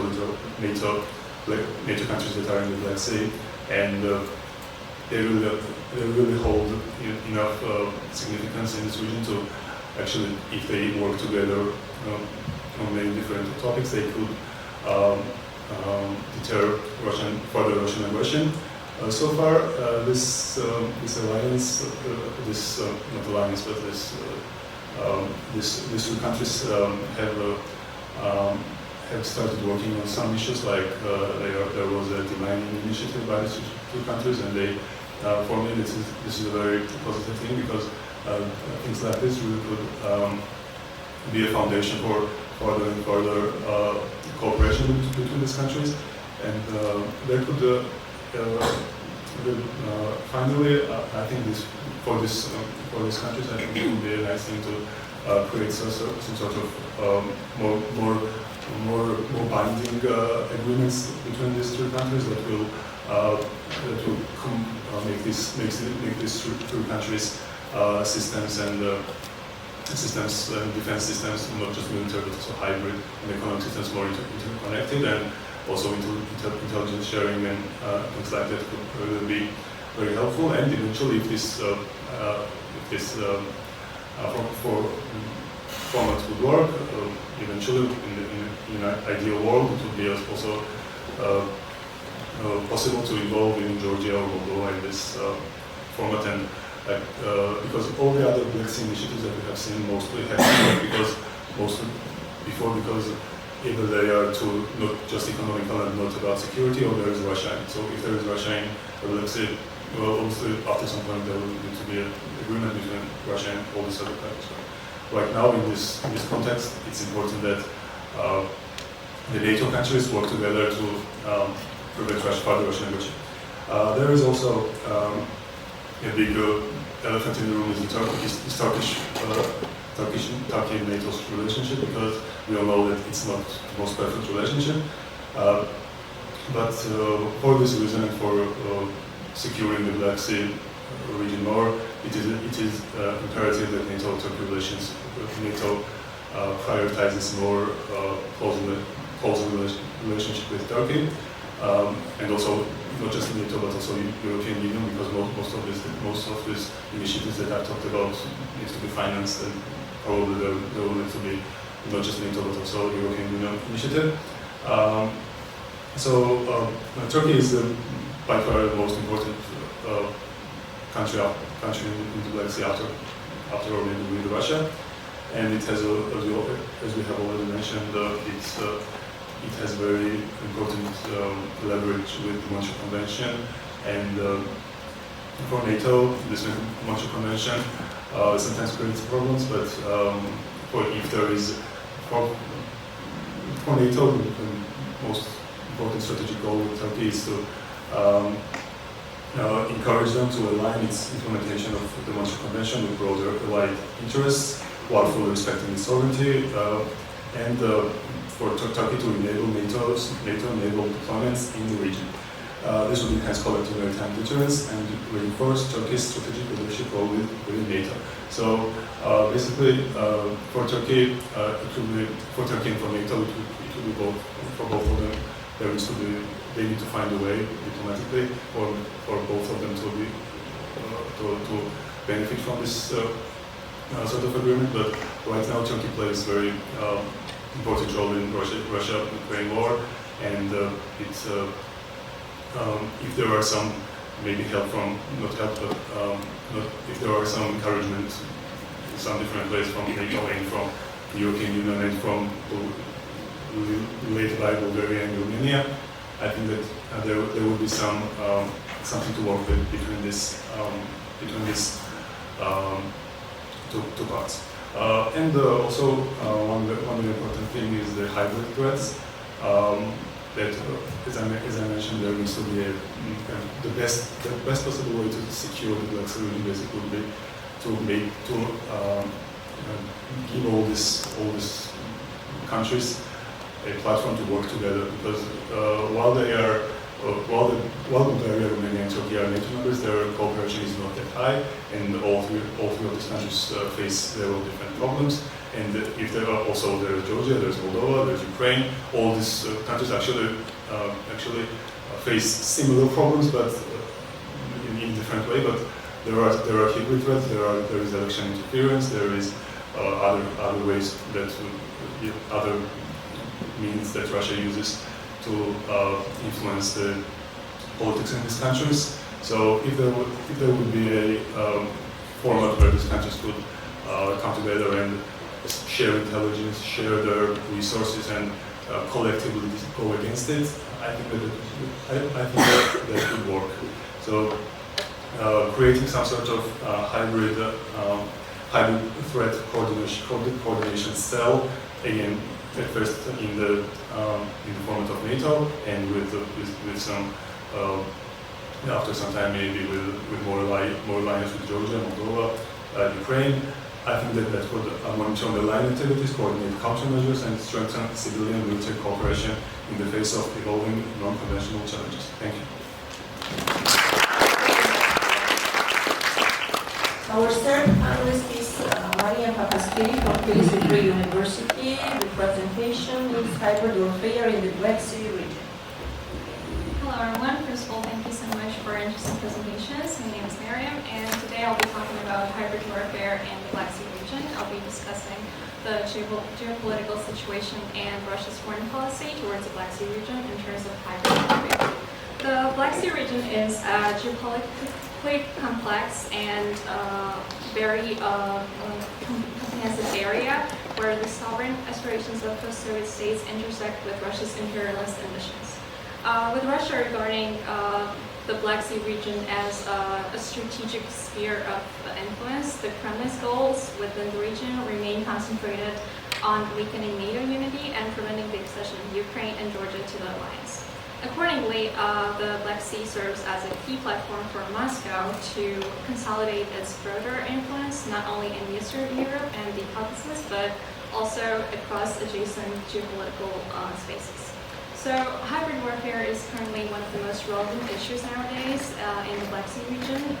In context, Russia is particularly noteworthy because it actively employs hybrid warfare tactics throughout the Black Sea regions, such as cyber attacks, disinformation campaigns, economic pressure, and so much more. And all of this aim is to further destabilize other nations and to also pursue its own imperialistic ambitions. So the core component of this hybrid warfare is tactics like cyber attacks, campaigns, disinformation campaigns, economic pressure, and so on. And I would want to discuss these campaigns in terms of Ukraine, Georgia, and Moldova. So Ukraine remains a key arena in which Russian hybrid warfare has materialized. The 2014 annexation of Crimea was not solely a military operation, it was also a very clear example of hybrid warfare tactics implemented by the Russian side. It involved a very coherent and deliberate dissemination of propaganda narratives and also disinformation campaigns. And in this regard, the appearance of the so-called Little Green Man is particularly noteworthy. This is an anonymous force of soldiers in green uniforms that appeared in Crimea in 2014, and they were representing Russian special forces. In reality, this Little Green Men are one of the most illustrative examples of hybrid warfare and just how Russian propaganda works in general and how it spreads its own false narrative. They were just one component of a much larger and multidimensional campaign, which Russia has used a lot of the times throughout the history. This combination of unmarked military forces alongside concerted disinformation campaigns and political manipulation continue to be, to this day, Russia's primary approaches aimed at achieving its strategic objectives in the region by ultimately sowing confusion and uncertainty, thereby avoiding an immediate reaction from the international community. It is also worth noting that Georgia and Moldova are very relevant in this regard as well. Georgia and Moldova have also been targets of active hybrid attacks and hybrid tactics. So for example, after the 2008 war in Georgia, Russia actively began the so-called borderization process, and in Abkhazia and so-called South Ossetia. And it was accompanied by intense disinformation and propaganda campaigns. So it wasn't just a military action, it was also followed by a number of hybrid warfare attacks and disinformation propaganda. As for Moldova, one of the most important hybrid warfare attacks has to be the hybrid pressure, which is in the region of Transnistria against the backdrop of a strong disinformation narrative. So in the information sphere, Russian media is playing a huge role and is actively spreading false propaganda and is using online troll bots to pursue its imperialistic ambitions. And they're just actively trying to spread disinformation in this region, targeting both the local populations of Black Sea countries and also the international audience. However, beyond military objectives, these efforts are aimed at eroding trust in general in Western democratic institutions and security institutions. And this works particularly in terms of NATO and the European Union. It means that it's deepening internal divisions and it's also advancing a broad anti-Western narrative across the region. So the Black Sea region continues to be one of the most important transit, transport, and trade routes for a variety of international actors. The ongoing war between Russia and Ukraine today clearly shows that security-related challenges in the region still remain, and they're still likely to persist in the future. So this competition complicates the formation of a stable geopolitical environment under the political landscape mentioned above. So this means that Russia is not just a geopolitical competitor, it is the main threat to the region, it is the main source of destabilization and remain the front line of authoritarian expansion. So for this reason, it is essential to strengthen democratic institutions and reinforce Western partnerships in order to diffuse geopolitical tensions in the region and also to prevent future threats and possible confrontations. Thank you.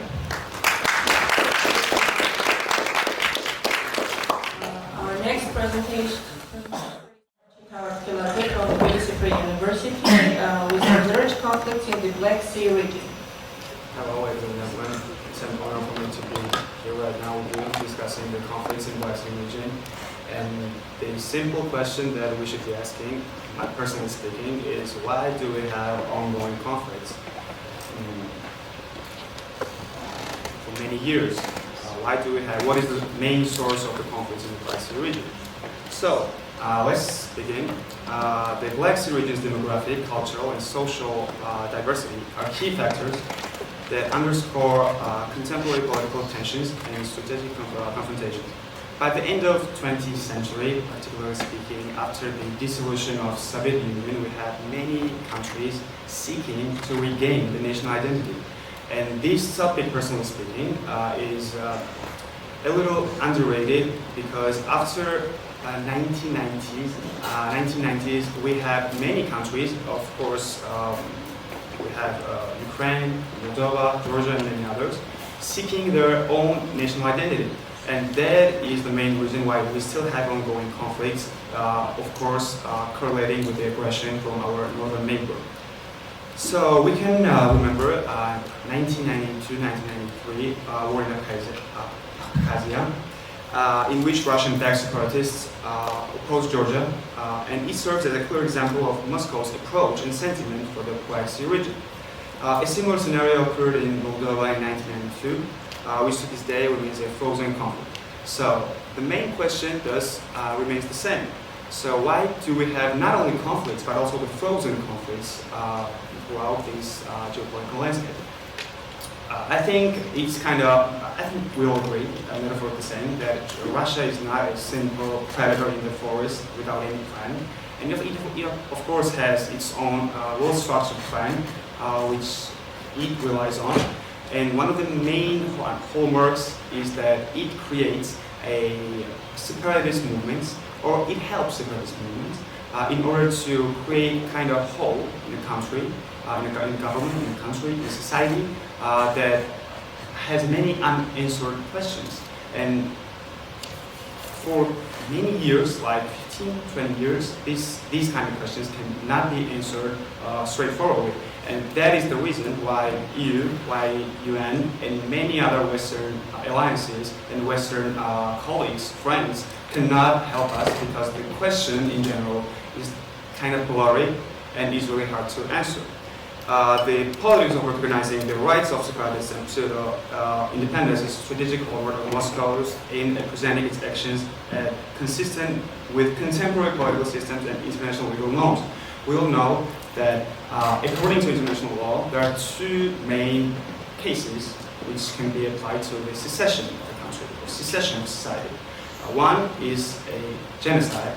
If a genocide is occurring, then it's an easy answer that one society, one group of society or societies should be able to be secessed from the country and be independent. And the second one is that if there is kind of life-harming or extreme situation which need to be settled, then yes, UN grants the possibility and eligibility to the country or group of society to be independent. But in so-called South Ossetia, in so-called independent country of Abkhazia, we don't have that kind of situation. It was just backed by the Russians, and unfortunately, we don't have any kind of leverages to counter that, as my colleagues will explain, that kind of hybrid warfare, that kind of economic leverages or clause that stops us, stops our integration process with the Western society and Western group. So, the perfect example of Russia's sentiment and Russia's interpretation of geopolitics in the Black Sea region would be Russia-Chechnya War. Two wars, by the way. One from 1994 to 1996, and the second one from 1999 to 2009. And the last one is really interesting because I can say, I think you can all assume that even in the modern political landscape and even in the modern political sphere, I mean 2009, we still encounter problems that should be settled with all, as Buka or my colleague already explained, with all the engagement, all the commitment from the Western society that needs to be applied to the problems that are artificially, honestly saying, artificially established in our region. And that's very hard to us as Georgians, as a people who pursue our academic degree in international relations, and we see that these kind of artificial problems and artificial leverages imposed on our society still work and still function. The 2008 Georgia-Russian War also sparked alarming ideological and systemic waves against the stability of contemporary political platforms. We should remember that 2008 war in Georgia was not only a conflict between two neighboring states.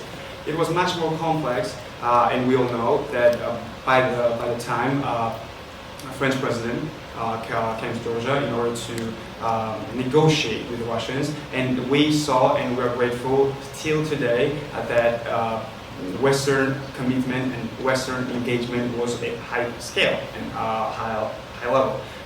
Till today, there are many various factors that still hold us, still trouble us to pursue our Western path of development and prosperity.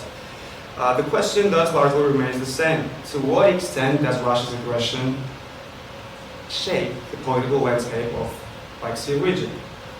The annexation of Crimea in 2014 and the full-scale war in 2022 thus only lend further evidence that the realities of separatist recognition by Russia are really harmful for the society of Eastern Europe and Caucasus as well. These events have changed the political dynamics not only of the Black Sea region, but also of the geopolitical sphere in general, personally speaking.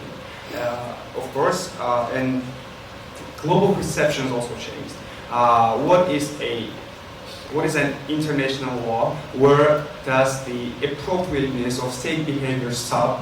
Where should the state stop? And who will be the one actor that will stop this inappropriate behavior? Who will stop the state which behaves inappropriately in terms of modern political landscape and modern political sphere? That is the question that still needs to be answered, and I hope, and we all hope, and I hope that you all hope as well, that there will be some kind of political leverage, high-scale political leverage that will help not only Georgians and Ukrainians and Moldovians, but also all the people in need and all the people who suffer from the aggression, not only from Russia, but from all of the authoritarian or totalitarian regimes that still unfortunately function in our modern political landscape sphere. Thank you for your attention. If you have any questions, I'm ready, and thanks. Thank you very much. So let's move to the questions. I don't really know anything about the Georgian diaspora, so I don't know if you guys can speak to that at all, if they have any effect on like the politics at home. Can I answer? Anyone can answer, sorry. Okay, so really interesting question, to be honest. We are younger. We are trying to pursue our dreams, practically speaking. And we are trying our best, and despite the fact that Georgian diaspora right now maybe not be as good as our foreign friends, for instance, I still think that we have kind of leverages that can impose many differences, for instance, on the government, on the society, and on the many different spheres. And the main and the simple answer to your question would be that Georgian diaspora exists. It exists strongly, and we just right now we don't have the idea how to work with what, and we still kind of need advices that we should be following in order to maintain, stabilize, and continue our working towards the development and prosperity, which the Western society gives us and helps us to achieve. Also, in relation with Sandu and Romania, I think the Georgian diaspora is pretty pro-Western. If you, I think you were interested in that. It's, I mean, after the elections, there were basically there were some countries. I think that there were basically no votes for the governing party. So that, for us, that's the thing.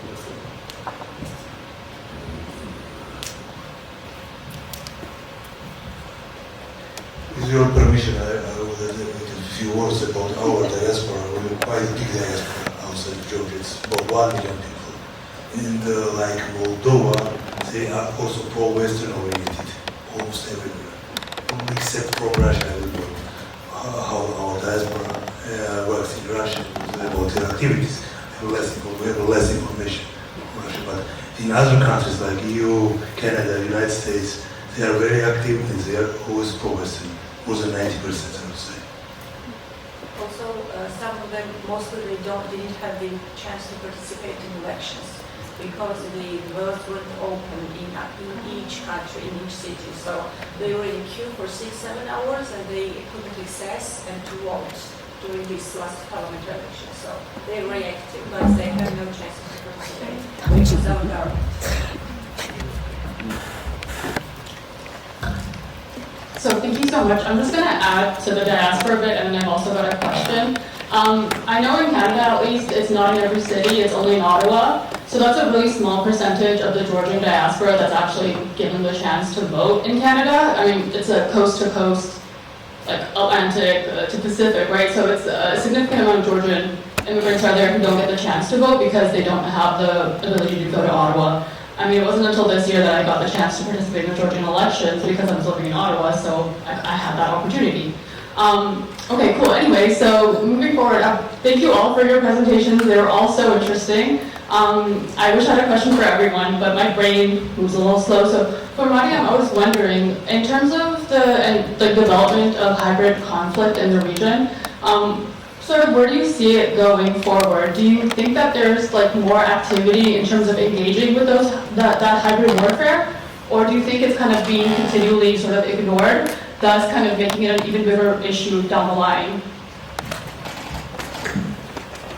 Thank you for the question. I feel like nowadays, since the ongoing war between Russia and Ukraine, it's mostly focused on the military aspect of it. The hybrid warfare might be a little ignored, but I think that in the long run, it's one of the most powerful tools that needs to be taken into consideration. So I think that nowadays in the modern world, hybrid warfare tactics are developing very fast and they are advancing very fast. And I think it's really something that we need to take into consideration, especially the Western side, because I feel like when we are focusing on the military actions, we might just overlook the hybrid warfare tactics, which are still ongoing and they are still very relevant in our day-to-day life. So I think we should focus on it more. I feel like it could be overlooked sometimes, but it's still very relevant, so it's important to focus on. I would like to add, so the way Russia really intervenes with other countries, Russian aggression not only entails the military means, but it also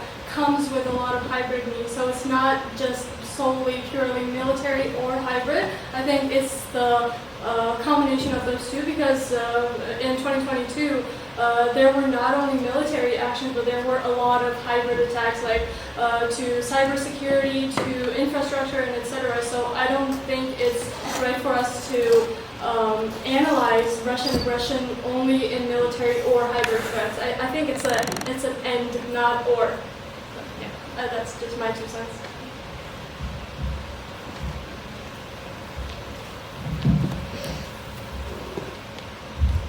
Well, first of all, thanks for amazing presentations, all of you. There's a question I want to ask about is, the main question, as you established, was why the conflict started in Caucasus region, what's the main reason? And you answered that question in a certain way, which I'm really interested about. Well, you said that the nation's self-determining process started in the 90s in Georgia, right? And this was the main reason why the conflict started. However, in Georgia, the process of self-determining starts way back in the beginning of the 20th century, and not only starts, but it also produces a whole idea of a nation on which the First Republic was based on in 1918. So, how could we consider a main reason the process of self-determination if this process also has, if this self-determination process has also already produced its results, I guess, in the way beginning of the century? Yes, nice question, thanks. I think your observation is a little low scale. I was talking about the high scale. I mean, what I mean by this is that after the dissolution of the Soviet Union, after 1991 and 1992, the scale of emerged countries seeking the national identity was unbelievable. And that does not contradiction your thought about the First Republic of Georgia. Of course, there was always a national identity in Georgia, but throughout 70 or 75 years of Russian Soviet rule, it was kind of blurred, and society needed something to hold on to. And that's why I decided to classify this as a search for the national identity after the dissolution of Soviet Union. Of course, Georgians always had national identity, of course, but they still needed some leverage to find it again after the dissolution of Soviet Union. Well, globally speaking, the main issue of finding national identity is global, even globally in Europe, is issue of the start of 20th century. It's happening during industrialization and this, and don't you think that Soviet Union or part of dissolution of Soviet Union was the reason that we as nations already had national identities? Because if we don't have national identity and we are searching for it, why would the Soviet Union even dissolve? Yeah, that's also a nice question. Kamsapur, I would answer that question really well, but for real. But you know, after the dissolution of Soviet Union, people did not have bread to eat, and you know, they're not really thinking about the national identity, about the Georgian eating. You know, they're just thinking about what to eat, what to do in order to develop, to survive. And that is the main question that needed to be answered, and that's why the search of national identity does not only concern particularly the sense of the society, it also concerns the survival and everyday lifestyle. And people did not have any resource, any kind of resource, and that is why they still need to search more, search deeply, and that process I classified as search for national identity. Well, yeah, I also agree with it, because the main points of even civil war in Georgia and the Abkhazia war and conflicts with Armenia, I think, was not really because searching for an identity, but rather social problems that we had. For example, as having no institutions, because we should not consider Soviet Union as an independent being. The countries and states that were included in the Soviet Union had really changed economies and institutions, so dissolving these economic institutions and collapse, I think was much proper explanation for the ongoing conflicts in the region. Thank you very much. Thank you, Luca. Here is next. Thank you all for the interesting presentations. It's mainly, I think, for Christine and Goran. I just wanted to probe a little bit more on, and Goran, you mentioned a bit in the presentation, when we talk about NATO, as you mentioned, Romania, Bulgaria, and Turkey have some similar goals, you mentioned combining, but also there's different approaches that they would take, not just to Russia, but to the Black Sea as a whole. So I wondered, when can we talk about sort of NATO as a unified actor, and then when do we disaggregate them in terms of Romania, Bulgaria, Turkey having their own interests, and how do you see that dynamic playing out in the current environment? Yeah, I think that NATO, especially NATO relation with Turkey has always been a little different than any other state, because Turkey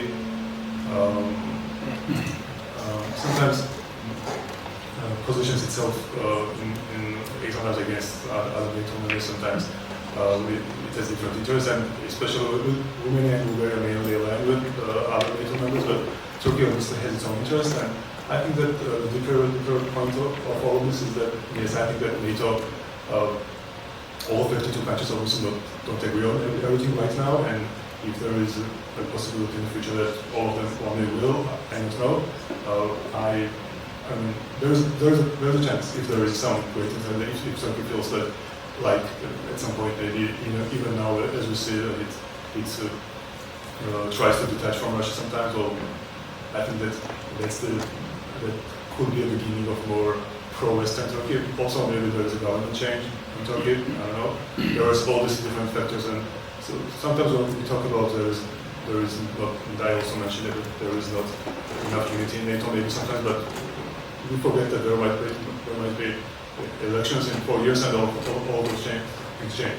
And in Turkey there is a strong opposition too, and so all this could change very, very quickly in a matter of some years. And I think that fundamentally Turkey actually shares the same interests with these other countries, and that's the exact reason why it is in NATO.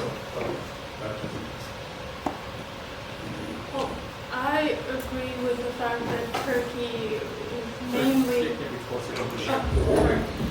I agree with something Rome said, that Turkey mainly operates within its own interests, and I believe NATO and Turkey's interests are similar in that sense, because Turkey's main interest has always been to preserve its own security, and NATO's main goal and the reason why NATO was created in the first place was its security. So I think in this case, they all, the other members too, Romania and Bulgaria along with Turkey, all share the same incentive that I believe they all realize the fact that Black Sea has a vital importance for keeping that security.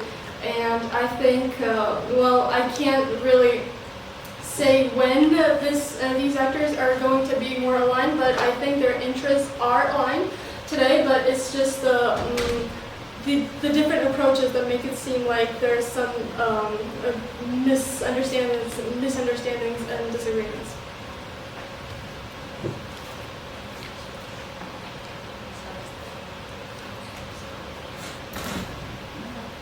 Just a small remark about the role of Turkey in NATO. So the role of Turkey in NATO wouldn't grant it from itself. Like the Turkish government never determined its role to the NATO and to the international security. Maybe they are doing it now, like in the last 20 years. But we shouldn't forget that Turkey became the member of NATO not because they wanted it, not because they have strived to integrate the Atlantic nations institutions, but it was mostly the interest of the so-called the Western policy to stop the spread of the Soviet Union to the Middle East. So we can say that the role of Turkey was determined by itself from the starting point in the 1950s. So when Turkey became the NATO member, they're preserving it so far. They're preserving it, and because of that, nowadays maybe the policy of the NATO itself has changed, like slightly. We couldn't say that it's changed completely, but slightly.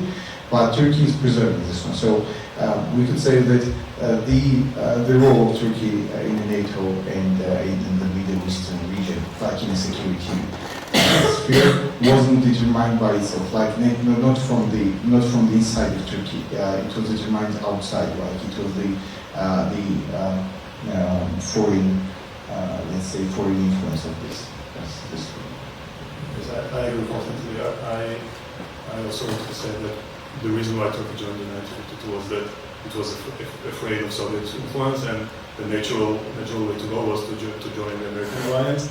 And if there was, hypothetically, if there was no, Russia was very weak and it was not a threat for Turkish interests, maybe there would not be an incentive for Turkey to be aligned with NATO and aligned with the United States. But as Russia is coming back and the Russian threat is re-emerging, Turkey again naturally needs to go back to NATO. Thank you. Any questions? Comments? Okay, so as this is a closed-up conference, so let me express my gratitude to all participants from Canada, from Georgia, from Carleton University, from Tbilisi Free University, all the audience who were with us for 2 days, and everyone and each of you who were engaged in organizing this conference. Thanks a lot for administration of both universities, and of course my special thanks to Professor Sahadeo, who has become the special source of the idea to cooperate with free universities. So I believe that within 2 days, these insights, discussions, remarks, questions will be the bridge to connect our 2 universities and you students with each other, sharing your experience, your knowledge between each other. I think and I hope and I believe, despite in any situation that we have now in Georgia, we will be able to cooperate in the future too. So thank you very much to all of you, and let's then move to our workshop. For workshop participants, we have to go to the library. Our library, there will be the workshop.